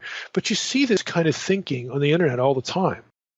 You see a law or something, in this case an object, that bears resemblance to, either conceptually or in this case physically, to something in the Bible, something from this pagan culture looks like this thing from the Bible, and we get shook up by that. Why? The theology isn't held in shapes and colors and objects. It's much more transcendent than that. The issue is the content of the faith. That's what makes it different. And so, again, I want to belabor this point because I do run into this, where people are so troubled. To me, that I just file this into the bucket that's labeled something like stuff that troubles people that really shouldn't trouble them at all, and they're just not thinking well about this thing. This is another one of those. So, again, I don't think that we have a problem here for all of these reasons and others. I'm going to try to stop beating this dead horse here. But there's just no theological reason God couldn't use something similar to hand to Moses and say, hey, make that. There's just no reason it had to be 100% other. Now, what I want to wind up with here is the question of what about the mix of Egyptian and Akkadian elements with respect to the ark? And I'm specifically talking here about the cherubim. And we're going to see, again, we're going to see other things in part 3 when we go through the rest of the furniture. It's very Egyptian. There are things about the way the lampstand, the menorah, is described that's very Egyptian. And let me just tip my hand here. You'll see again on the internet, and not only the internet, but in some academic sources about how the menorah, the golden lampstand inside the tabernacle, that's the Babylonian or Akkadian tree of life, and all. It's not. There are a number of fundamental disconnections between that and what we have in the golden lampstand. Nevertheless, the lampstand does convey this tree of life kind of thing, but it does it in an Egyptian way. It has no history or historical or thematic connection to something Babylonish. It's very Egyptian. We'll get to that in part 3. It conveys the same idea, the presence of life, and it actually harkens us back to creation. In specific ways, the bread of the presence does that. I mean, there are reasons why the objects are what they are, but they're all basically Egyptian, except for this odd designation of these supernatural, these guardians of sacred space, the cherubim, because it's an Akkadian term, and we have all this Egyptian flavoring here in this passage, as we're going to find out next week. And then right in the middle of it is an Akkadian term, cherubim. Like, what is going on with that? It's just odd. It is an outlier. It's the lone thing in the description that is just inconsistent. Now, if we ask, how is this explainable? Now, I'm going to be honest with you. I can't prove what I'm going to say from this point on, but I do have a suspicion. Okay, so this is speculation. This isn't exegesis. This is speculation. I have not seen any commentators address the oddity of an Akkadian term being employed for an object so Egyptian in a narrative whose context is Egyptian. So I'm going to take a crack at this. Again, what I'm going to say is speculative, but to me it makes kind of sense. It's workable. So let's assume that the two winged creatures atop the lid of the ark were Egyptian in character. Let's just assume that with Nogel, okay? He calls them sphinxes. He doesn't have any textual basis for that. He just does it. Let's just assume that, okay, that's what we're talking about, some Egyptian figure, okay? So let's just assume that, again, they're Egyptian in character, like basically everything else about the ark, sphinx-like creatures that had wings. If Moses was responsible for the textual description, if Moses is the one writing this, it makes zero sense, given his own Egyptian context, that he would use an Akkadian term to describe those figures. That just makes no sense at all. However, if the Torah was edited during the Babylonian period, it seems reasonable that readers of the Hebrew Bible would not be familiar with those Egyptian figures. While it's true that Isaiah uses, seraphim for its throne guardians in Isaiah 6, and that's Egyptian there. Okay, while that's true, the Israelite kings of the 8th century BC, utilized Egyptian motifs because they were allies with Egypt against Assyria. This is Isaiah's time. So Isaiah is an outlier here. It's an oddity of its own. But you could see why it would happen there because of Ahaz and Hezekiah and all this stuff. Now, the exile was 200 years later. And there was no Egyptian context to the exile. This is Babylon. So again, it might make sense that in the Babylonian era, that a scribe, while he's working on the Torah, again, putting it into its final form, could have updated the terminology of the ark construction narrative with a Babylonian term for the throne guardians so that readers would know what in the world they were. Because they're not going to be familiar with Egyptian terminology. They might have been familiar with Egyptian terminology like the seraphim in Isaiah's day because of the alliance with Egypt.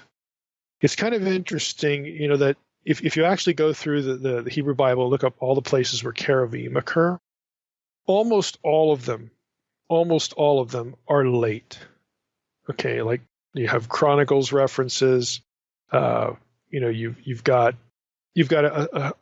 context where you could make an argument that either the context of the particular passage is in the Babylonian period, or in the case of the Torah, was reworked during the Babylonian exile. There are some exceptions, though. There are a handful of texts that use the term cherubim that are not as late as the Babylonian period. Samuel, there's a couple, Kings, Isaiah 37. The rest are clearly Babylonian era or could be. But even those references in Samuel, Kings, and Isaiah 37 reflect monarchical times that are Assyrian. And Assyrian had the same word for the divine throne guardians, koribu, cherubim. The real outlier in all of this. In other words, I can give you an argument for a Babylonian or Assyrian Babylonian context for every occurrence of the word cherubim except for Isaiah 6, because there we don't have cherubim, we have seraphim. That's the only place where the seraphim show up, that one passage. So that's really the outlier. You'd basically have to say that Isaiah 6 is unique, and it actually is, to make this argument work, or this speculation. Again, all I'm doing is spitballing here. I'm speculating that what we have here is that we had an ark back in Moses' day, and the things on top of the ark were of such a design that they would have been Egyptianized like other things about the ark. But eventually, people would not know what those things were or what they represented. Not everybody has a Bible. It's just the priestly class, okay? And so what they did, what a scribe did, was he also called them cherubim so that people would know that these are divine throne guardians protecting sacred space. Again, that's pure speculation on my part.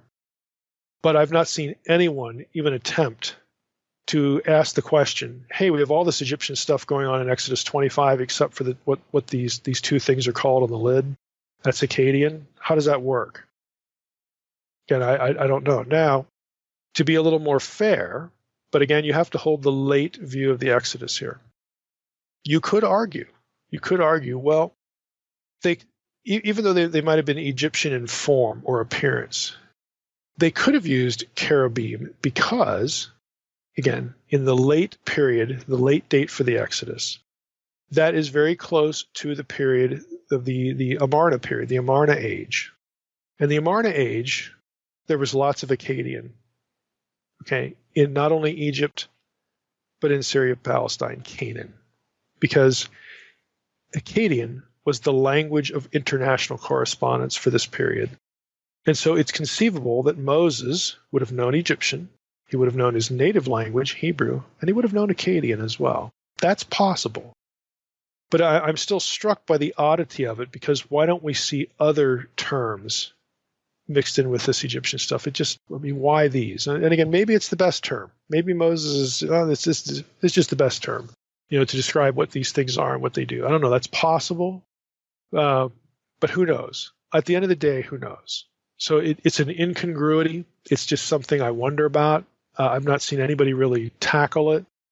So again, I'm offering it for speculation, just, because, hey, it's the podcast, and sometimes, we just wonder about things. And so that's what I'm doing. I'm wondering about this. So I don't know. Again, I've not come across anything that makes more sense. So that's just something rattling around in my head that I wonder about, how to resolve this incongruity. So next time, we're going to look at the other tabernacle furniture, and we're going to see that those items are also cast in Egyptian terms and motifs, which again makes the cherubim issue all the more of an outlier, because there's this Egyptian antecedent to it. The palanquin, yes, there are differences. Again, God isn't being carried around in a box in ancient Israelite thought. He can't be contained. So there is no idol. So there are differences, but I think the Egyptian material does merit consideration that, this is probably the model or part of the template for what's going on with the Ark of the Covenant. And we're going to see more Egyptian stuff in the other furniture, which again makes the cherubim issue all the more odd because of the terminology. So next time we'll look at the other tabernacle furnishings and what their meaning was. And I think you're going to find it very interesting on a conceptual level as to what these things stood for in the mind of the Israelite. My question going into this episode is about the cherubim. How do they know what it looked like? When they said make two of them looking at each other. Well, in Ezekiel, we kind of learned that they have four faces, and so that it says the ark, their faces are facing each other. Or which face? They didn't there's no detail there. They didn't question. It's like, okay, we'll make two cherubims looking at each other, but it's not expounded upon. Well, if Nogel would say the only thing that they could have visually that could visually answer that question would be like Egyptian sphinxes or the Isis Nephthys, the winged, women on either side of the palanquins. He would say that when they got these instructions, that's what popped into their heads because they had seen those before. Whereas in Babylon, they're going to have had historically, they're going to have had prior contact before they ever get into exile in Babylon. They're going to have seen and had contact with like the Phoenicians, and the Phoenician thrones are actually the best parallels to the Ezekiel throne because there you have the cherubim, these like bovine kind of creatures with multiple faces. They're facing different directions, and then on top they have the round circular platform. And then on top of that you have a throne. It's just like Ezekiel 1. So they would have known what those look like, and then when they get into Babylon, you're going to get some of the same kind of motifs. You're going to have the wings, as well. Maybe not multiple faces, but they would have had sort of a in the Ezekiel case. Again, he just has this vision. He's not told to make them. So when you see them, you know what it is. Okay, so they would have been familiar language to the people who would have been reading his book because they would have seen at least a couple different kinds of these things. They would have been able to intellectually, mentally place them, identify what those were. But when it comes to this, you're right. There aren't any, where would they have seen this? And again, if Nogel's sitting here, he's saying there's only one possibility for this, and that's something from Egypt because that's where they were. And I think Currid is right that maybe some Israelites even worked on some of these things as craftsmen. So that's a roundabout way, again, of reinforcing an Egyptian context for the ark. But that's a really good question. Well, even going back and describing them in the garden with the flaming sword and whatnot. You're talking to the guy that believes Genesis 1 through 11 was either written or heavily edited in Babylon. So that I think that's what they're thinking there, because there's so many other Babylonish things, and that's just one of 20 or 30.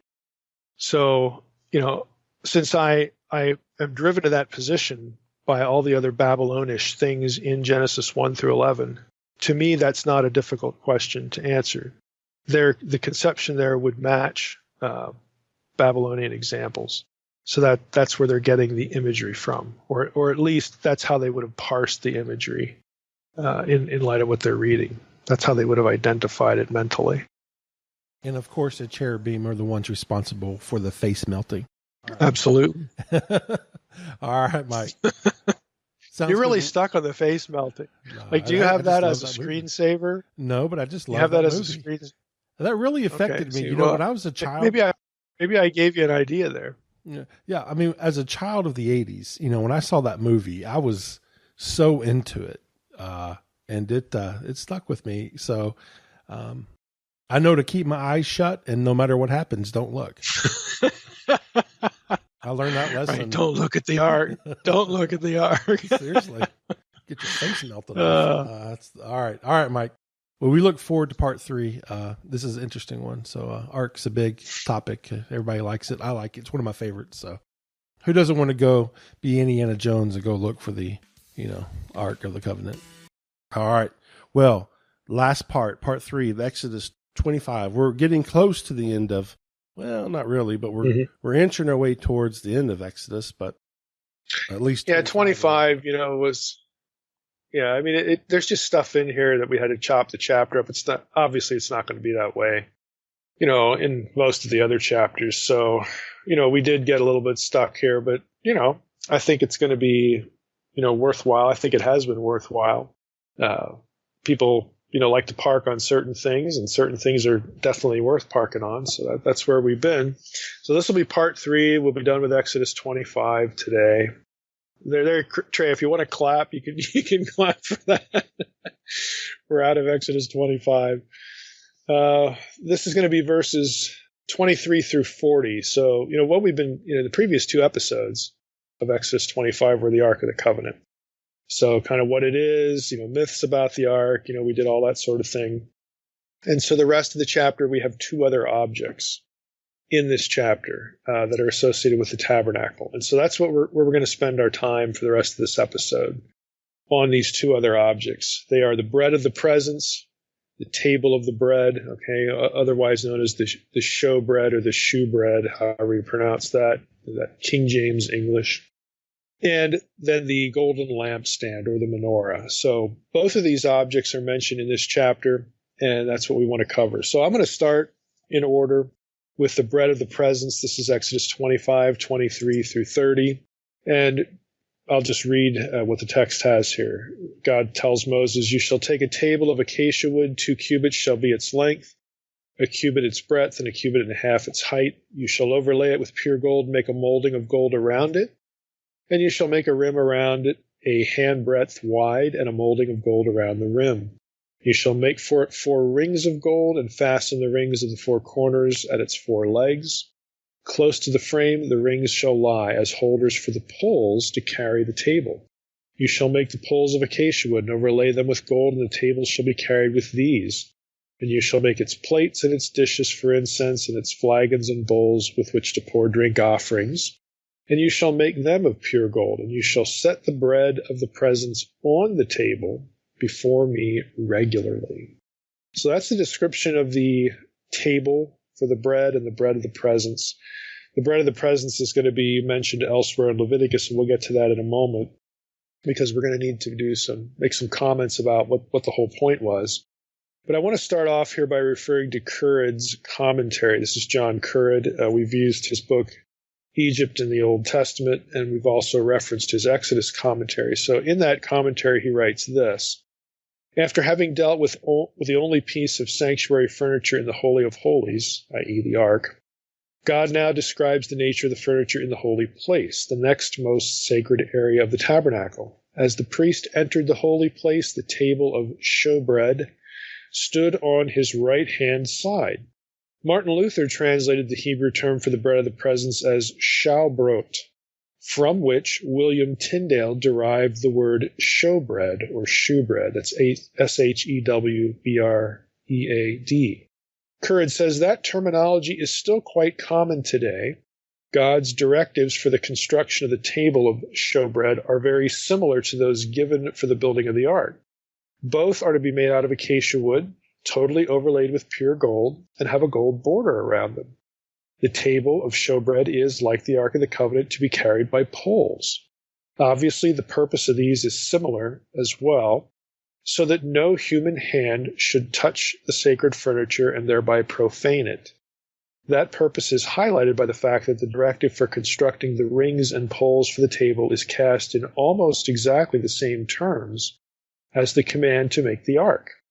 Yet there's one major difference. The poles of the table are not permanently set in the rings, as was the case for the ark. The table of showbread is clearly holy, but it does not possess the same level of holiness as the ark, which is most holy. Now, that's fairly self-evident. Again, I just wanted to highlight a few of the things about it. There's a relationship to the ark here that's kind of obvious in the design and the carrying and whatnot. And so Currid, summarizes that nicely. But I want to get into kind of, again, what the point of the bread was, because that's sort of what this table is known for. What's the big deal? What's the purpose and function of this? The ark had several functions we talked about in the previous 2 episodes. But what about the bread? I mean, bread just kind of sits there. All right. So what does it have a function? What's going on here? And for this, I think a good source, a really interesting source anyway, is Roy Gain's article. Gain is spelled Gane, and it's entitled The Bread of the Presence and Creator in Residence. This is a Vetus Testamentum scholarly journal article from 1992. And Gain might be familiar to some in our audience. Roy Gain is a Seventh-day Adventist Old Testament scholar. And I've heard him at ETS, the Adventist Theological Society meets the same week, really the same place. Like I said, they glom all these societies together the week before Thanksgiving. And I've heard Gain present before, and usually it's something, his specialty is Levitical stuff, food laws, ritual, because the Adventists are really into this because of the dietary rules for their faith, for their religion. The Adventists are also known for eschatology. Many of us would think that some of their eschatology is kind of strange. Okay, we'll grant that. But they tend to be biblical literalists as well, seventh and 24/7 creationists, that sort of thing. So the Adventists are kind of known for these things, and they make contributions, along these lines that evangelicals, will dip into, depending on what your position is as an evangelical on some of these things. So Gain, again, has some really good content, interesting content when it comes to ritual. And so this article I found useful, and I want to quote from it for the sake of this episode about the bread of the presence.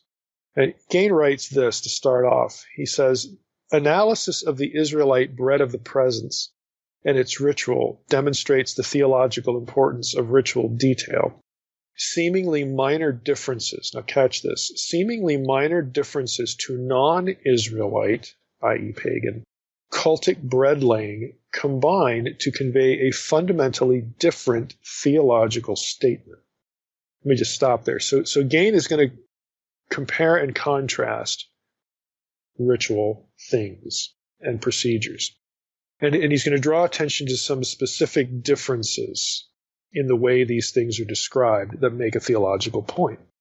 So back to Gain, he says, the aspects of the bread of the presence and its ritual which are unique within the Israelite cult, and again, cult is just a ritual system, a liturgy system, within the Israelite cult, reveal the special significance of this bread. Uniqueness is found in the designations, hapanim, that's of the presence, and berit olam, eternal covenant, and the arrangement of the bread tamid, regularly, that is, once a week on the Sabbath, while hapanim and berit olam and tamid emphasize that the deity resides continually with his people. So Yahweh is with his people.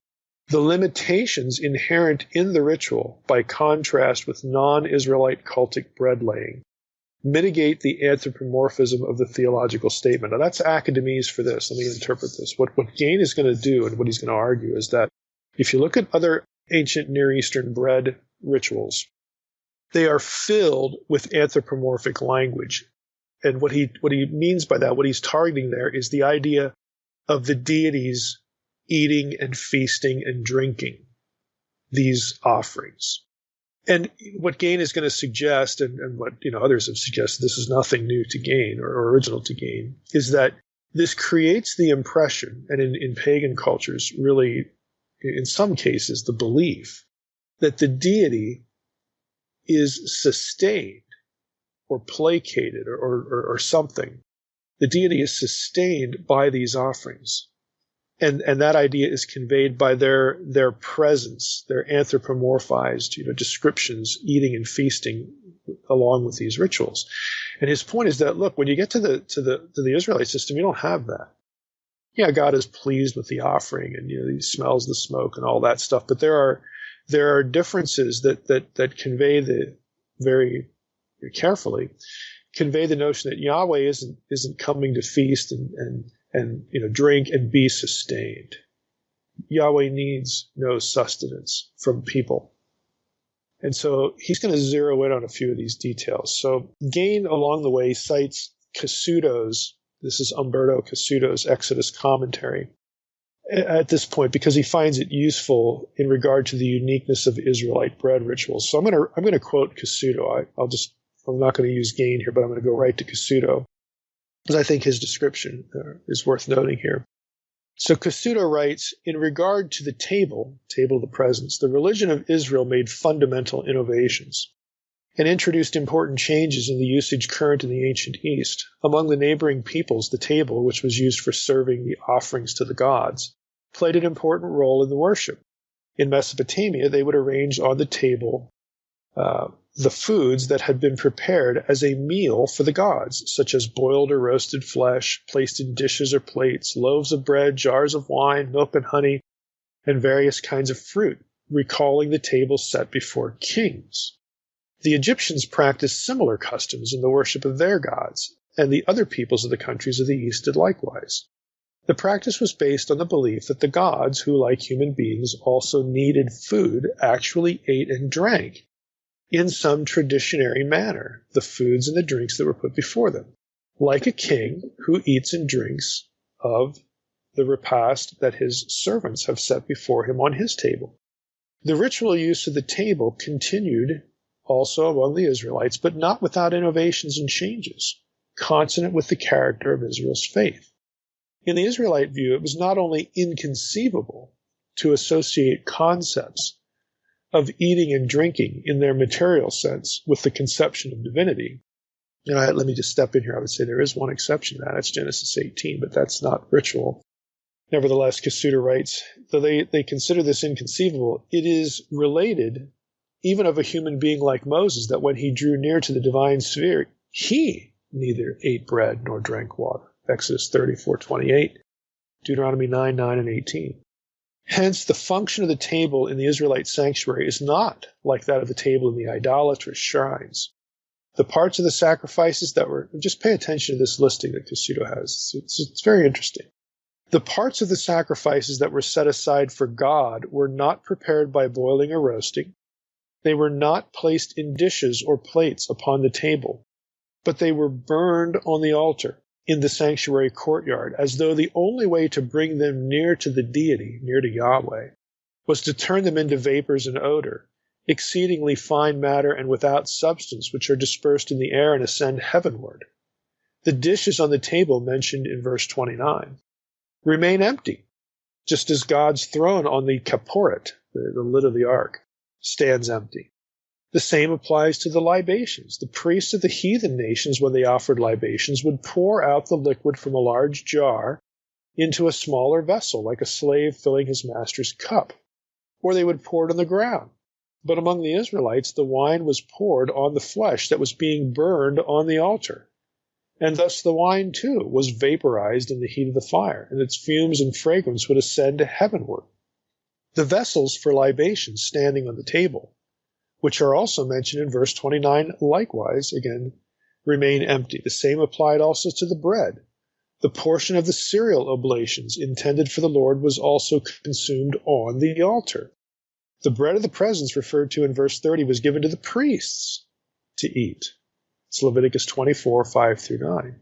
And was kept on the table for a complete week in order that the priests who ministered to God should have the privilege of eating from God's table. Thus the table and the empty vessels on it were only a symbol.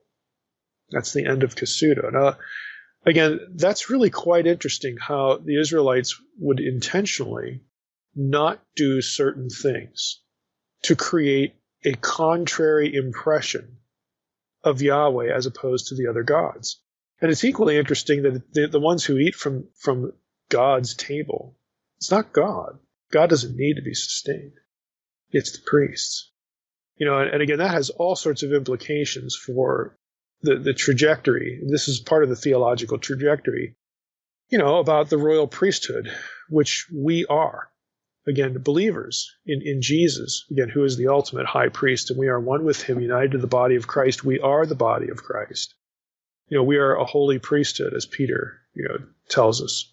We eat from the Lord's table too. We celebrate the Lord's table until he come. Again, these thought trajectories are not accidental.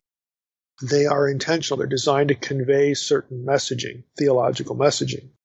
Now, the connection between the bread of the presence and the Sabbath is another item. It's interesting. This is actually described in Leviticus 24, 5 through 9. I'm going to read Leviticus 24, 5 through 9. It says, "You shall take fine flour and bake 12 loaves from it. 2/10 of an ephah shall be in each loaf, and you shall set them in 2 piles, 6 in a pile, on the table of pure gold before the Lord.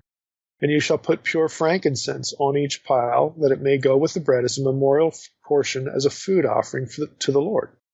Every Sabbath day, Aaron shall arrange it before the Lord regularly. It is from the people of Israel as a covenant forever.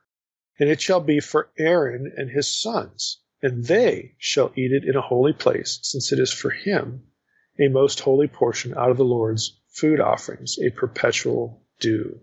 That's Leviticus 24, 5 through 9. Now, Gain notes that passage when he's quoting Kasuto, and then he adds this footnote.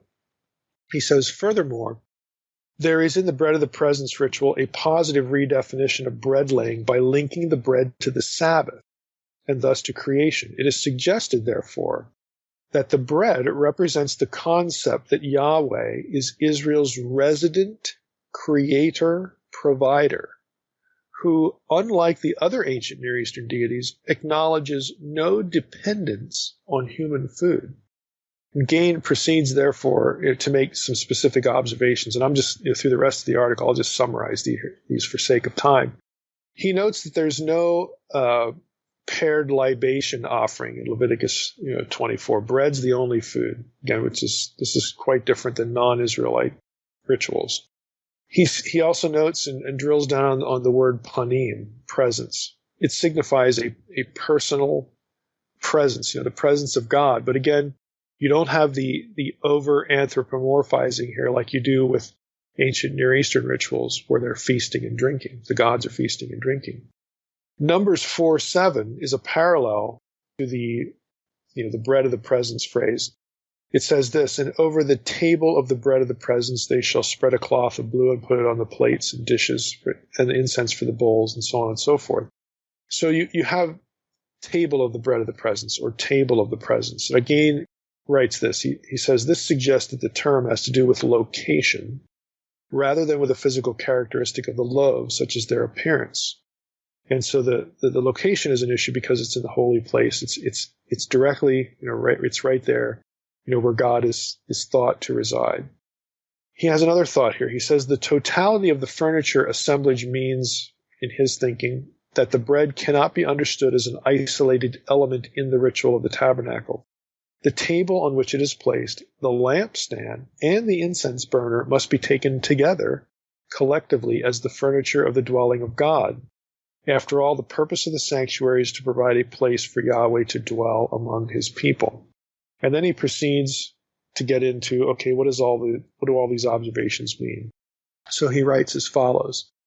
The bread of the presence phrase emphasizes an anthropomorphic aspect of the call, at least one of them. Okay, the tabernacle is the dwelling place of Yahweh, so God has a house. That's something of an anthropomorphism.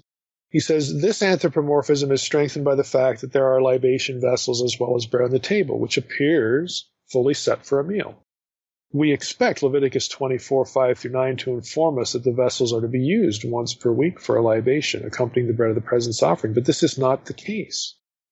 That this is not the case appears to be in harmony with the tendency to avoid gross anthropomorphism. Again, this idea of the gods feasting and drinking. This is implicit in Exodus 30, verse 9. Again, where God says, I'll read this. You shall not offer unauthorized incense on it, or a burnt offering, or a grain offering. You shall not pour a drink offering on it. This is, again, regarding prohibiting libations on the inner altar and some of these other practices. In other words, God tells them not to do certain things that the ancient Near Eastern rituals, the feeding of the gods, the bringing libations to the gods, they include all these things. But the Israelite way of doing this not only excludes certain of these things, but God forbids it. Back to Gain. He says the changing of the bread on the Sabbath is crucial for the meaning of the bread, not only because the weekly rather than daily performance of the ritual shows a distancing from anthropomorphism. Again, the gods in ancient Near Eastern thought the gods need to be sustained every day. Every day they would do this. Not so in Israelite thought. They not only forbid getting carried away, again, this over anthropomorphizing of what's going on here, and they eliminate certain parts of it, but they don't even do it every day. And Gain says this is significant because this is a positive link to the Sabbath, which carries theological freight of its own, especially the idea of creation, because the Sabbath is connected to creation. And from this point, Gain notes the work of Weinfeld between creation and Sabbath in Genesis and the Tabernacle and the Temple. I'm going to give you just a quick list from Weinfeld because these are kind of interesting. Weinfeld has further developed the link between creation and the Tabernacle Temple. His main points are as follows. Number one, God's dwelling in his sanctuary is considered as rest. Okay, obviously Sabbath, rest. Psalm 132:8 says, Arise, O Lord, and go to your resting place. Okay, you and the ark of your might.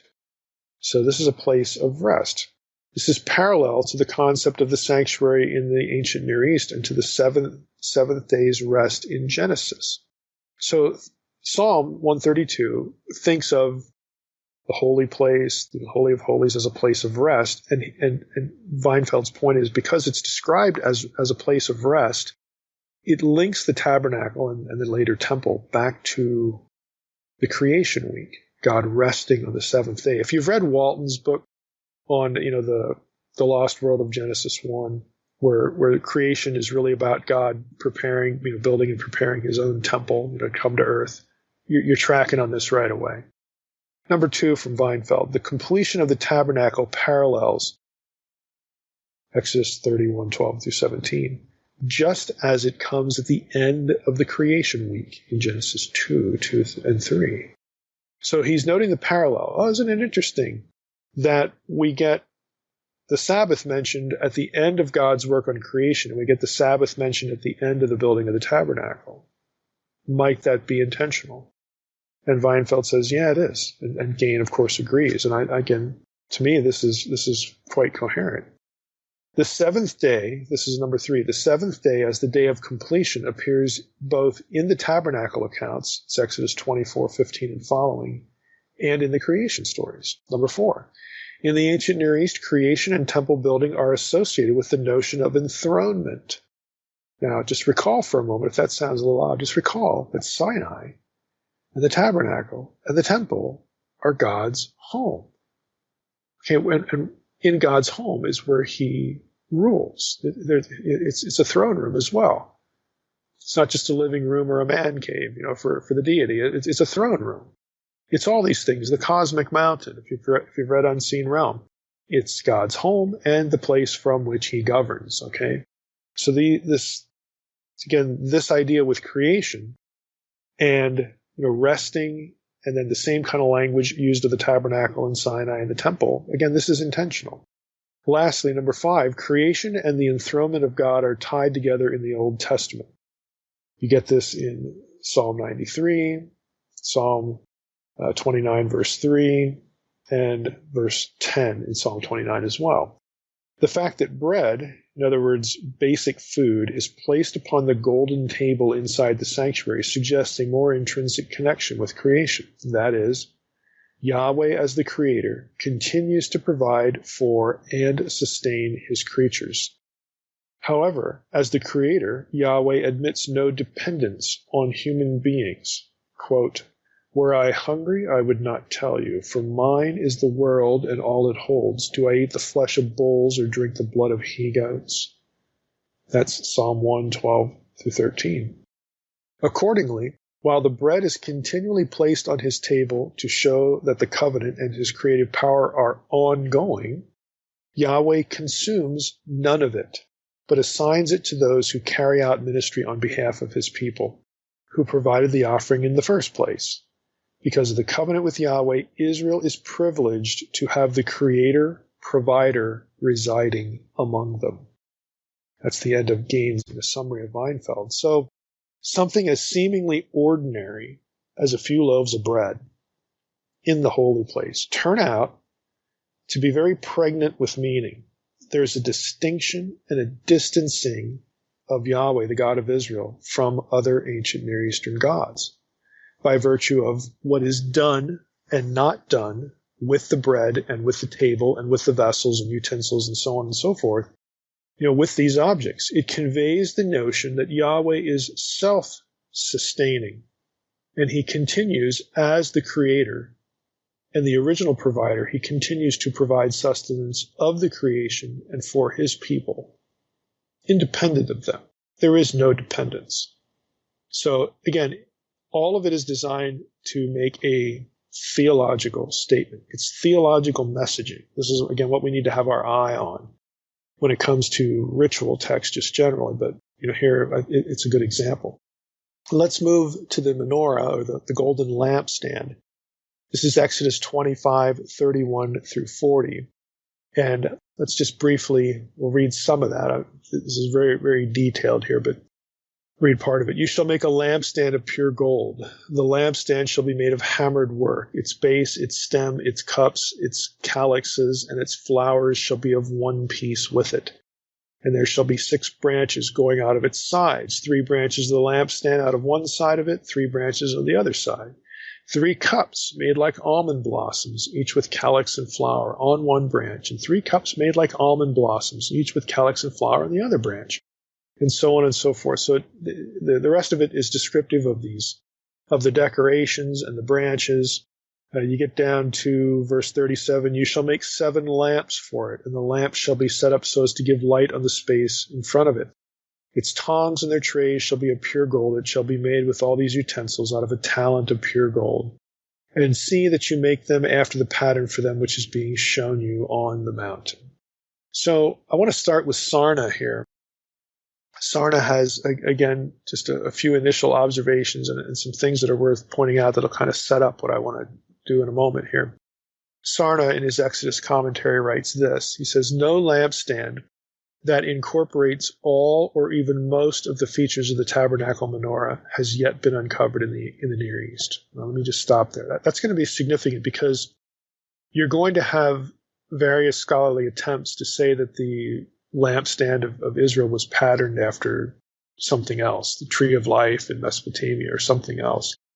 So Sarna's first statement here, I think, is noteworthy that as of contemporary times, there's been no archaeological artifact discovered in any of these civilizations that accounts for most or of course all of the features of the tabernacle menorah. It's different, is the point. The famous menorah relief, this is Sarna now again, on the Arch of Titus cannot be used to reconstruct that of the tabernacle. Why? It deviates in important details from the prescriptions given here in Exodus, from the rabbinic sources, and from the account of Josephus, who was himself a priest and very likely actually saw the menorah in Herod's temple. The Roman artist may have changed some details for his own aesthetic purposes, or he may have used a model other than that of the temple. Moreover, it is likely that Herod's menorah, dating from at least 1,000 years after the one in the Tabernacle, was itself the product of change and development. The menorah prescribed here in Exodus is not an idealized retrojection from the furniture in Solomon's temple. Let me just stop there, because a lot of scholars will say that. There wasn't really an Exodus. There wasn't really a tabernacle or an ark or any of this stuff. Later on, when hundreds of years later, the time of Solomon, then you get this stuff, and then the writers of Solomon's day sort of make up a fable or a story way back in earlier times, inventing the story about Moses, and then they retroject. They take all these objects and put them back in earlier history, and it's all just a fairy tale. Sarna is specifically denying that, and he has a good reason for it too. It says the menorah prescribed here is not an idealized retrojection from the furniture in Solomon's temple. The narrative in Kings that depicts the construction of the temple does not mention such a cultic object. Did you catch that? There is no menorah, there is no golden lampstand in the temple, so it can't be a retrojection. Rather, Solomon's temple has 10 lampstands fashioned for that edifice. They are not clearly described, unlike this section of Exodus, which is very detailed, and there's no evidence, Sarna says, that they were of the branched type. The ones in Solomon's temple don't match. Also, they were manufactured of solid gold. The Hebrew there is zahav sagor, whereas the tabernacle was made of pure gold, zahav tahor. The difference in technical terminology is significant. The former term is of Akkadian origin and indicates a northern source for the gold. The latter term is much closer to Egyptian metallurgic nomenclature, suggesting a more local southern provenance. And let me just jump in here. Yeah, and again, an Egyptian flavoring to this. If you were retrojecting, if you were making up, the story of deliverance from Egypt, would you really think of details like that? That's his suggestion. Other affinities, Sarna says, with Egypt are also discernible. The term for the shaft, Hebrew kaneh, means reed or cane plant. It usually appears in the Bible in Egyptian context, for the reed flourishes in Egyptian marshlands. The word here translated cups, Hebrew gaviah, is probably of Egyptian origin, and other Pentateuchal usages also have an Egyptian context. Above all, it is the extraordinary cluster of botanical terms and motifs that provides the strongest evidence of the world of ancient Egypt, where art and architecture are distinguished by renditions of plant life. Typical are the tree-like columns with their floral decorations on the capitals. Now, that's the end of Sarna. It's very clear he thinks that not just the lampstand, but other things, because we quoted from him when we were talking about the Ark of the Covenant, that it all has an Egyptian flavoring. And again, it's hard to resist that notion. There are scholars who are not retrojecting skeptics, though, who don't actually think that the lampstand is Egyptian in orientation, though. We're going to get to one of those in a moment. So, you could argue that the tabernacle's description of the menorah's gold makeup and it's the way it's decorated attaches that narrative, that description to Egypt. You could argue that. After all, Ark of the Covenant being modeled on certain aspects of Egyptian palanquins, like we talked about in the last episode. Okay, it would make sense to have an Egyptian context, especially if you have artisans who learned their craft in Egypt and were doing stuff for the Egyptians. They would know how to do this. It would feel normal. However, again, there's going to be one notable example, Rachel Hachlili, her work. She's a skeptic of all this, and she has done the most exhaustive work on the temple menorah, the golden lampstand, to date. And so we'll get to her in a moment, but I'm just telling you that it sounds like, and again, I'm not saying you can't, it sounds like you can make a good argument here for an Egyptian orientation again. You could. But there are other things, again, that Hachlili, will point out that make her at least, and she's not alone, but make her at least a bit skeptical of how much we want to press this point. That's probably a fair way of saying it. But for now, let's just track a little bit on the Egyptian idea. Let's just go down that road and see how, again, it could be coherent, in a different respect, with theological messaging. So the Egyptian elements, if they're there, if they're legitimate, are important. Internet researchers, and village atheists, love to say that the menorah is a copy of the Mesopotamian tree of life. And they do this, they want to argue that because that lets them, they think in their heads, connect the menorah to the Asherah poles and Ishtar and other Mesopotamian goddesses and all this kind of stuff. So at the very least, know that no, there's the Mesopotamian angle doesn't really work here because you got all this Egyptian stuff. So that's one thing to point out, again, for the internet people and the village atheists that do their research on the internet.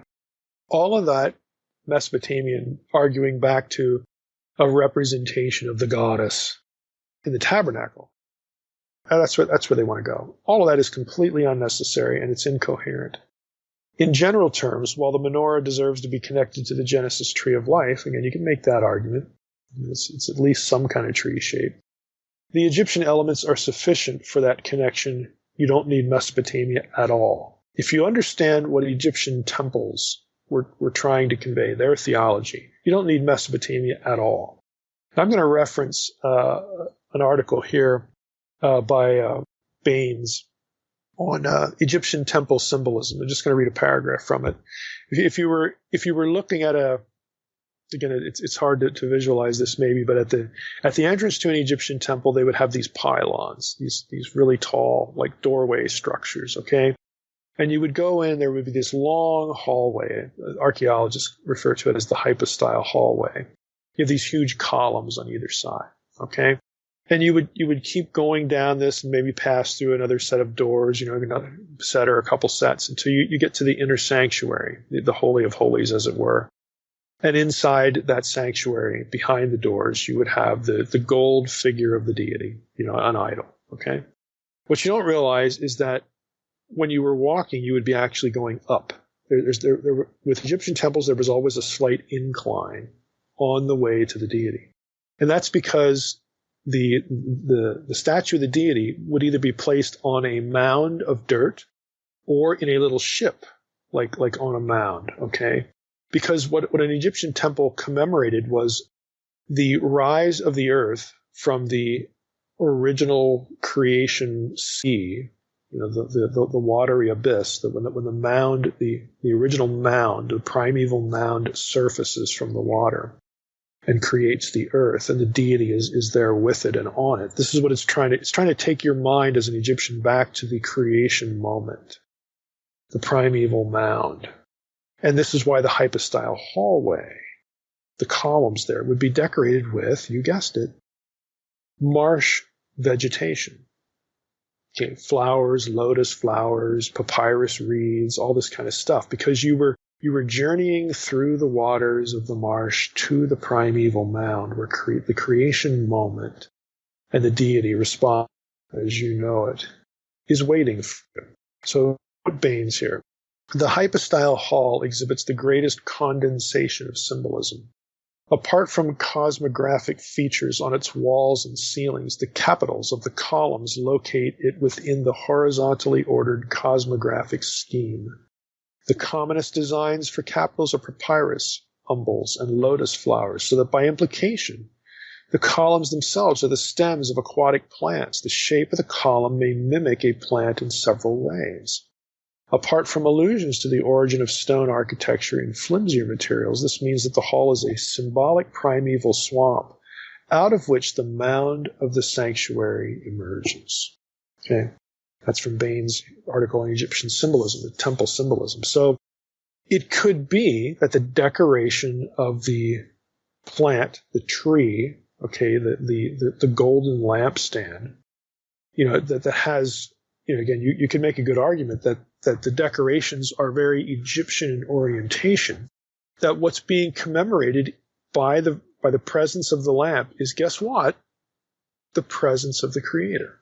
You don't need Mesopotamian Ishtar worship to understand, to align, that's a better way to say it, to align the tabernacle symbolism with something in the ancient Near East that makes sense given the Exodus story, and that would be Egypt. Okay, so this other trajectory is quite a bit contrived.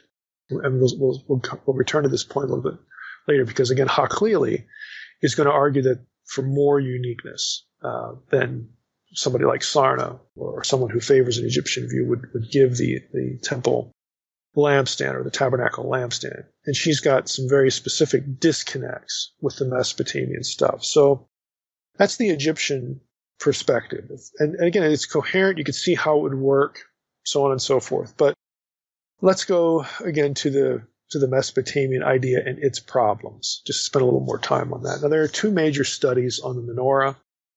Carol L. Myers has a book on it, The Tabernacle Menorah, a synthetic study of a symbol from the biblical cult. This is Gorgias Press. That's actually a reprint, 2003 reprint. It's 270 or so pages. Anything Gorgias publishes is going to be expensive. I'm just telling you, so get prepared for sticker shock if you ever go look this up. The other one is Rachel Haklili, entitled The Menorah, the Ancient Seven-Armed Candelabrum, subtitle Origin, Form, and Significance. This is a Brill title, and Brill books are also very expensive. This is 3 times the length of Myers, though. This is the most exhaustive study of the golden lampstand menorah throughout its history and time that there is in print.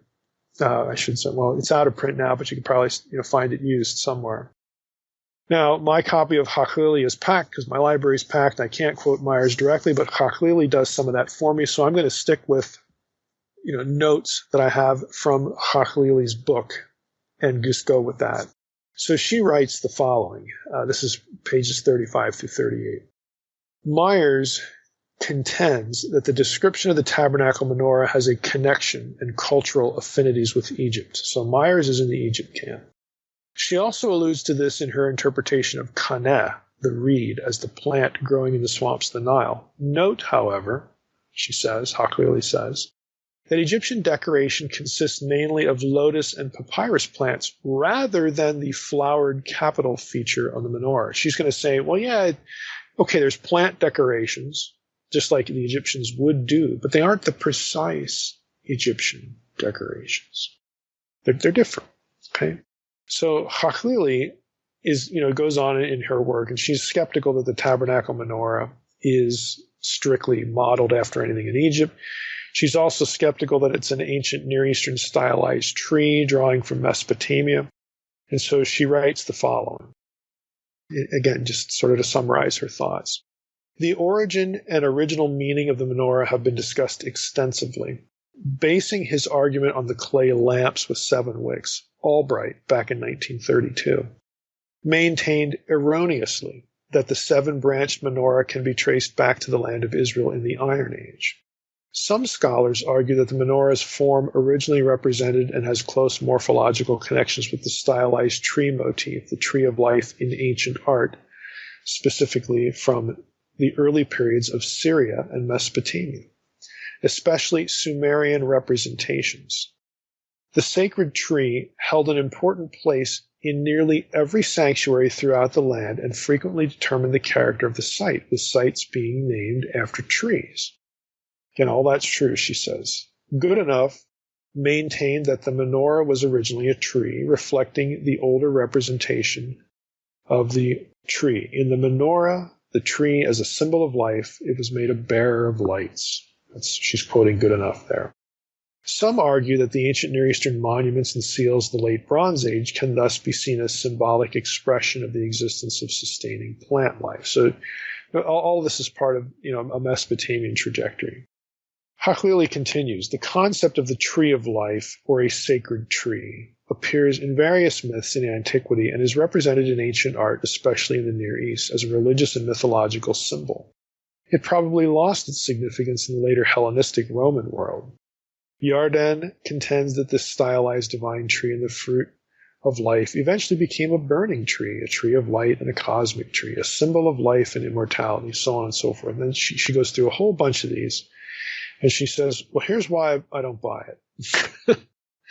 She says, the following reasons undermine the theory of comparing the menorah to a stylized ancient Near Eastern tree. Number 1.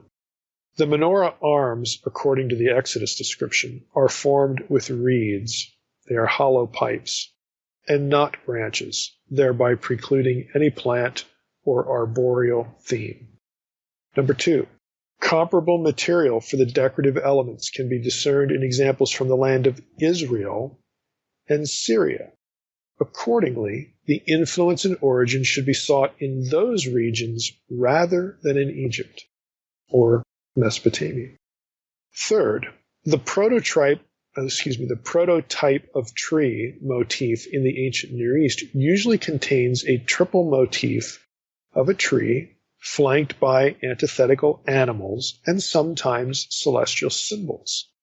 And again, I'll just cut in here. She has various illustrations of this, and you probably have seen a number of these where, there's this ancient Mesopotamian or Sumerian tree, and you got like 2 ibexes or something on either side, and they're climbing up that, or they're doing something, or they got lions and whatever. This is typical, to have a tree with animals on either side.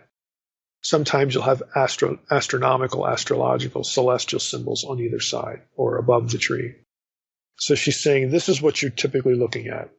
Back to Haklili.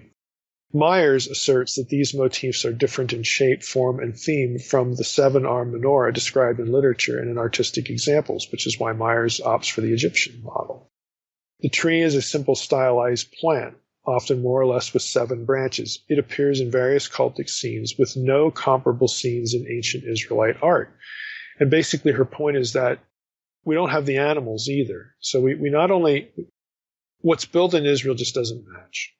You would think if they were trying to strike something with Mesopotamia, it would have at least been decorated with animals or something. Okay, but it's not. Number 4, the menorah also contains elements symbolic of light. The Mesopotamian stylized tree has no such qualities.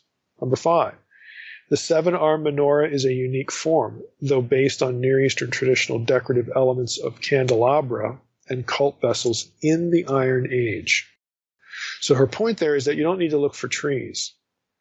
This is just a bigger version of something that you can find in ancient Syria and Israel. You don't need to go to Egypt or Mesopotamia. So her conclusion is this. Thus, the quite common suggestion that the menorah in earliest times may have reflected the shape of a plant or a tree seems to have evolved owing to the association of the menorah with the mistranslation of the Hebrew word kaneh, read as branch. She's saying this is all due to a mistranslation of translating kaneh as branch, which makes people think of trees. She adds, its form has become too stylized to allow for ancient associations to have survived. The menorah as a unique form with its inherent symbolism of light is not expressing vegetation or plant life, or she would add, the primeval mound or any of that. She says, this is going to sound a little goofy, but the golden lampstand is there to convey the notion of light. God as light, or let there be light. That's it. She's saying we don't need to look for trees. We don't need to look for primeval mounds. There are disconnections with both Egypt and Mesopotamia. Why are we doing this? This is just a bigger version of candelabra you will find elsewhere in Syria and in ancient Israel. You will find these things. And the whole notion is light. Which, when you think about it, maybe that's kind of self-evident. So she is, again, on the other side of this. So Myers is representative, and Sarna of the, let's get an Egyptian orientation of this thing, and Haklili's like, no, we don't need any of that. So a few mop-up notes here.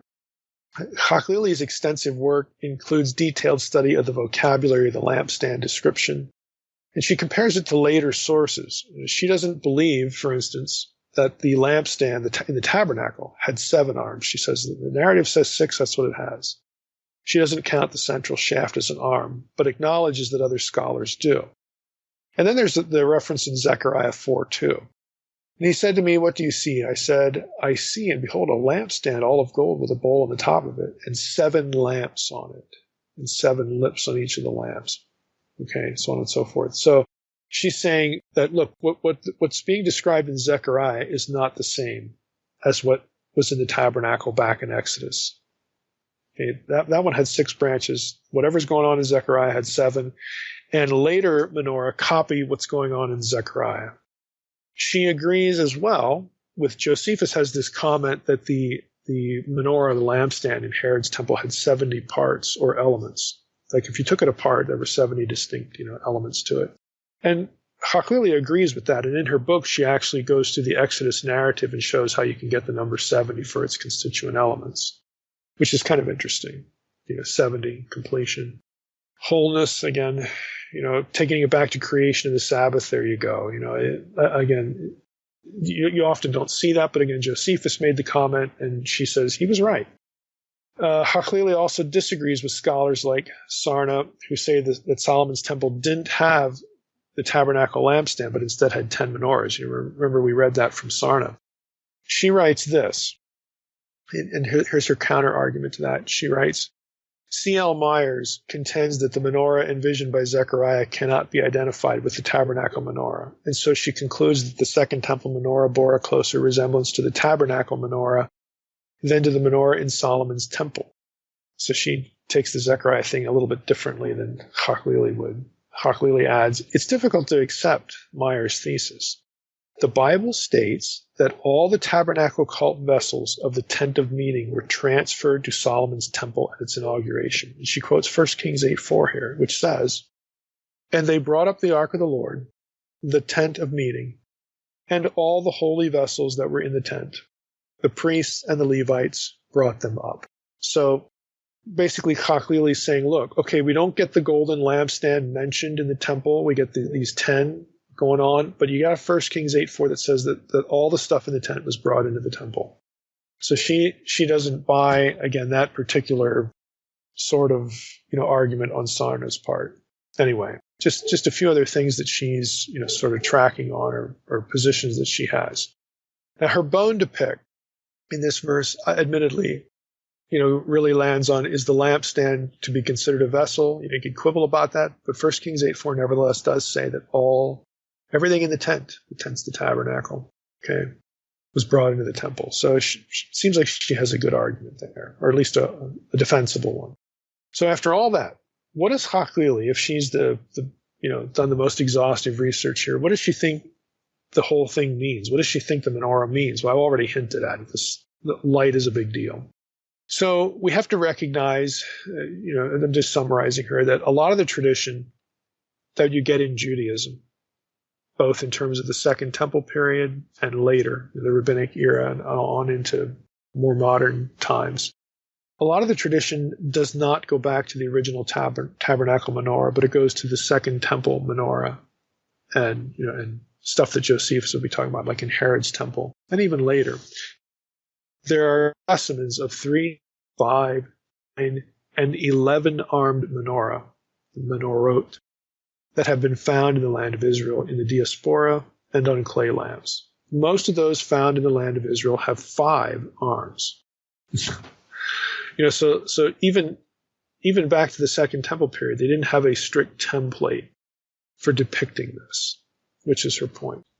Now she writes the following here. The Bible relates in detail the function of the menorah in the rituals of the tabernacle and of Solomon's temple. In the tabernacle, the priest Aaron was charged with the duty of tending the menorah. Tradition seems to relate that the menorah was kept lit only at night. Quote, and Aaron shall burn fragrant incense on it. Every morning when he dresses the lamps, he shall burn it. And when Aaron sets up the lamps in the evening, he shall burn it. So it's Exodus 27, 20 through 21. There's other references in Leviticus and Numbers and so on and so forth. She continues, in the temple, the menorah was lit by the priest as an important ceremonial element during the daily ritual, regularly in the evening and in the morning, according to the biblical text. In the morning, the menorah was cleaned, the wicks were trimmed, and the fresh oil was added. The menorah lamps were apparently lit at dusk by the high priest and burned during the night. Here's 2 Chronicles 13:11. For that, it says, they offer to the Lord every morning and every evening burnt offerings and incense of sweet spices. Set out the showbread on the table of pure gold, and care for the golden lampstand that its lamps may burn every evening. For we keep the charge of the Lord our God, but you have forsaken him. 2 Chronicles 13:11. So her take on that verse and the earlier, marrying it to the earlier verse, from Exodus, is that the lampstand was not kept burning 24/7, 365. It was lit, every night. In the Second Temple period, though, things were a little bit different. There are 2nd century BC sources, Hecataeus is one that she quotes, that likewise relate that the lampstand at Jerusalem had a lamp which was never extinguished by day or night. That's a quote. There are sources like that. Josephus notes that the 3 lamps were left burning by day. So in the Second Temple period, it was sort of a 24/7, 365 thing, but in the Old Testament period, it wasn't. So does the discrepancy mean anything? Why the discrepancy between the biblical record, Second Temple sources? Was there a difference in the ritual? Again, clearly doesn't. She says, we can't really know for sure, but there was apparently some difference. She says the ritual apparently changed during the Second Temple, and the priests lit it during the day. They just kept it burning. So the question is, well, why would they do that? Again, who knows? Maybe it had something to do with coming out of the exile, that we're going to keep the lampstand burning because that's a figure. It's a symbol of our hope that the Lord will be with us every moment of every day from here on out. Because we sinned and we went into exile and the Lord brought us back, and so on and so forth. Maybe that's it. Maybe there's something theologically or religiously or psychologically going on there. But again, at the end of the day, we don't completely know. So as to meaning, to wrap up our episode here, this is what Haklili, again, some of her concluding thoughts. As noted previously, scholars differ as to the significance and interpretation of the menorah. In ancient sources, it is considered the symbol of God on the basis of sources like Josephus, Philo, and rabbinic literature. These maintain that the menorah was a religious sign, the symbol of God himself by virtue of its lights, like God is light or something. Philo argues that the menorah symbolizes heaven, meaning specifically the planetary system, 7 planets, the 6 arms of the center base. Philo goes off on a real kind of wild trajectory. But it may not be as wild as you think, because if the tabernacle is a microcosm of the macrocosm, the creation and earth, is the Lord's footstool or his residence or whatever, and that's the culminating moment of creation when everything is created. There were Jews, who would argue that the tabernacle and the temple was a microcosm of the universe that Yahweh had created. And so this talk about the planets, you could see how that would make sense, to Jews who were thinking in these terms at that time. Other sources argue that the menorah is equated with God leading Israel as a pillar of fire. The light symbolizes the Shekinah, or the Shekinah as it's often pronounced today. The menorah was a reflection of the heavenly menorah, indicating the light of the law. That's another view. The menorah was significant for Jewish piety in great variety of senses, but essentially as a mystic symbol of light and life, God present and manifest in the world, through which the Jew hopes for immortality. Again, she's just summarizing different views. Now, personally, and I'm going to agree with where she lands, because it's the simplest, it's Occam's razor here. I think that the creation context of the bread of the presence actually helps us here. At least it helps by analogy, and prevents us from overreaching the few data we have in regard to what the meaning of the lampstand was. 1 Samuel 3:3 calls the menorah the lamp or the light of God. By analogy, the bread is the life sustenance brought forth by the Creator. So it would stand to reason that the menorah harkens back to God calling light out of darkness. In other words, if the bread harkens back to, because it's linked to the Sabbath, remember that. Okay, if the bread harkens back to the Creator providing physical sustenance for his creation and maintaining that, then it would stand to reason that the menorah, the light of the menorah, harkens back to God calling light out of darkness. In other words, as the bread takes us back to creation, so does the menorah. At least, again, to me anyway, that seems sensible. And this is sort of where Haklili lands. God is the source of both. Light is essential for life. Think of the sun, the main light bearer. You gotta have light for life, and so the presence of light is as important as the bread to reinforce creation imagery, which is important for making the holy place, this microcosm of the created universe, which is God's domain. The Creator has come to abide with his people. Again, thinking back to, God's original plan, what was Eden? God wants a human family. He creates embodied humans. That means they can't come to him. He has to come to them. For them to live, they're not spiritual beings. They need a physical place to live. They need it to be habitable, capable of sustaining life. This is what Genesis is about.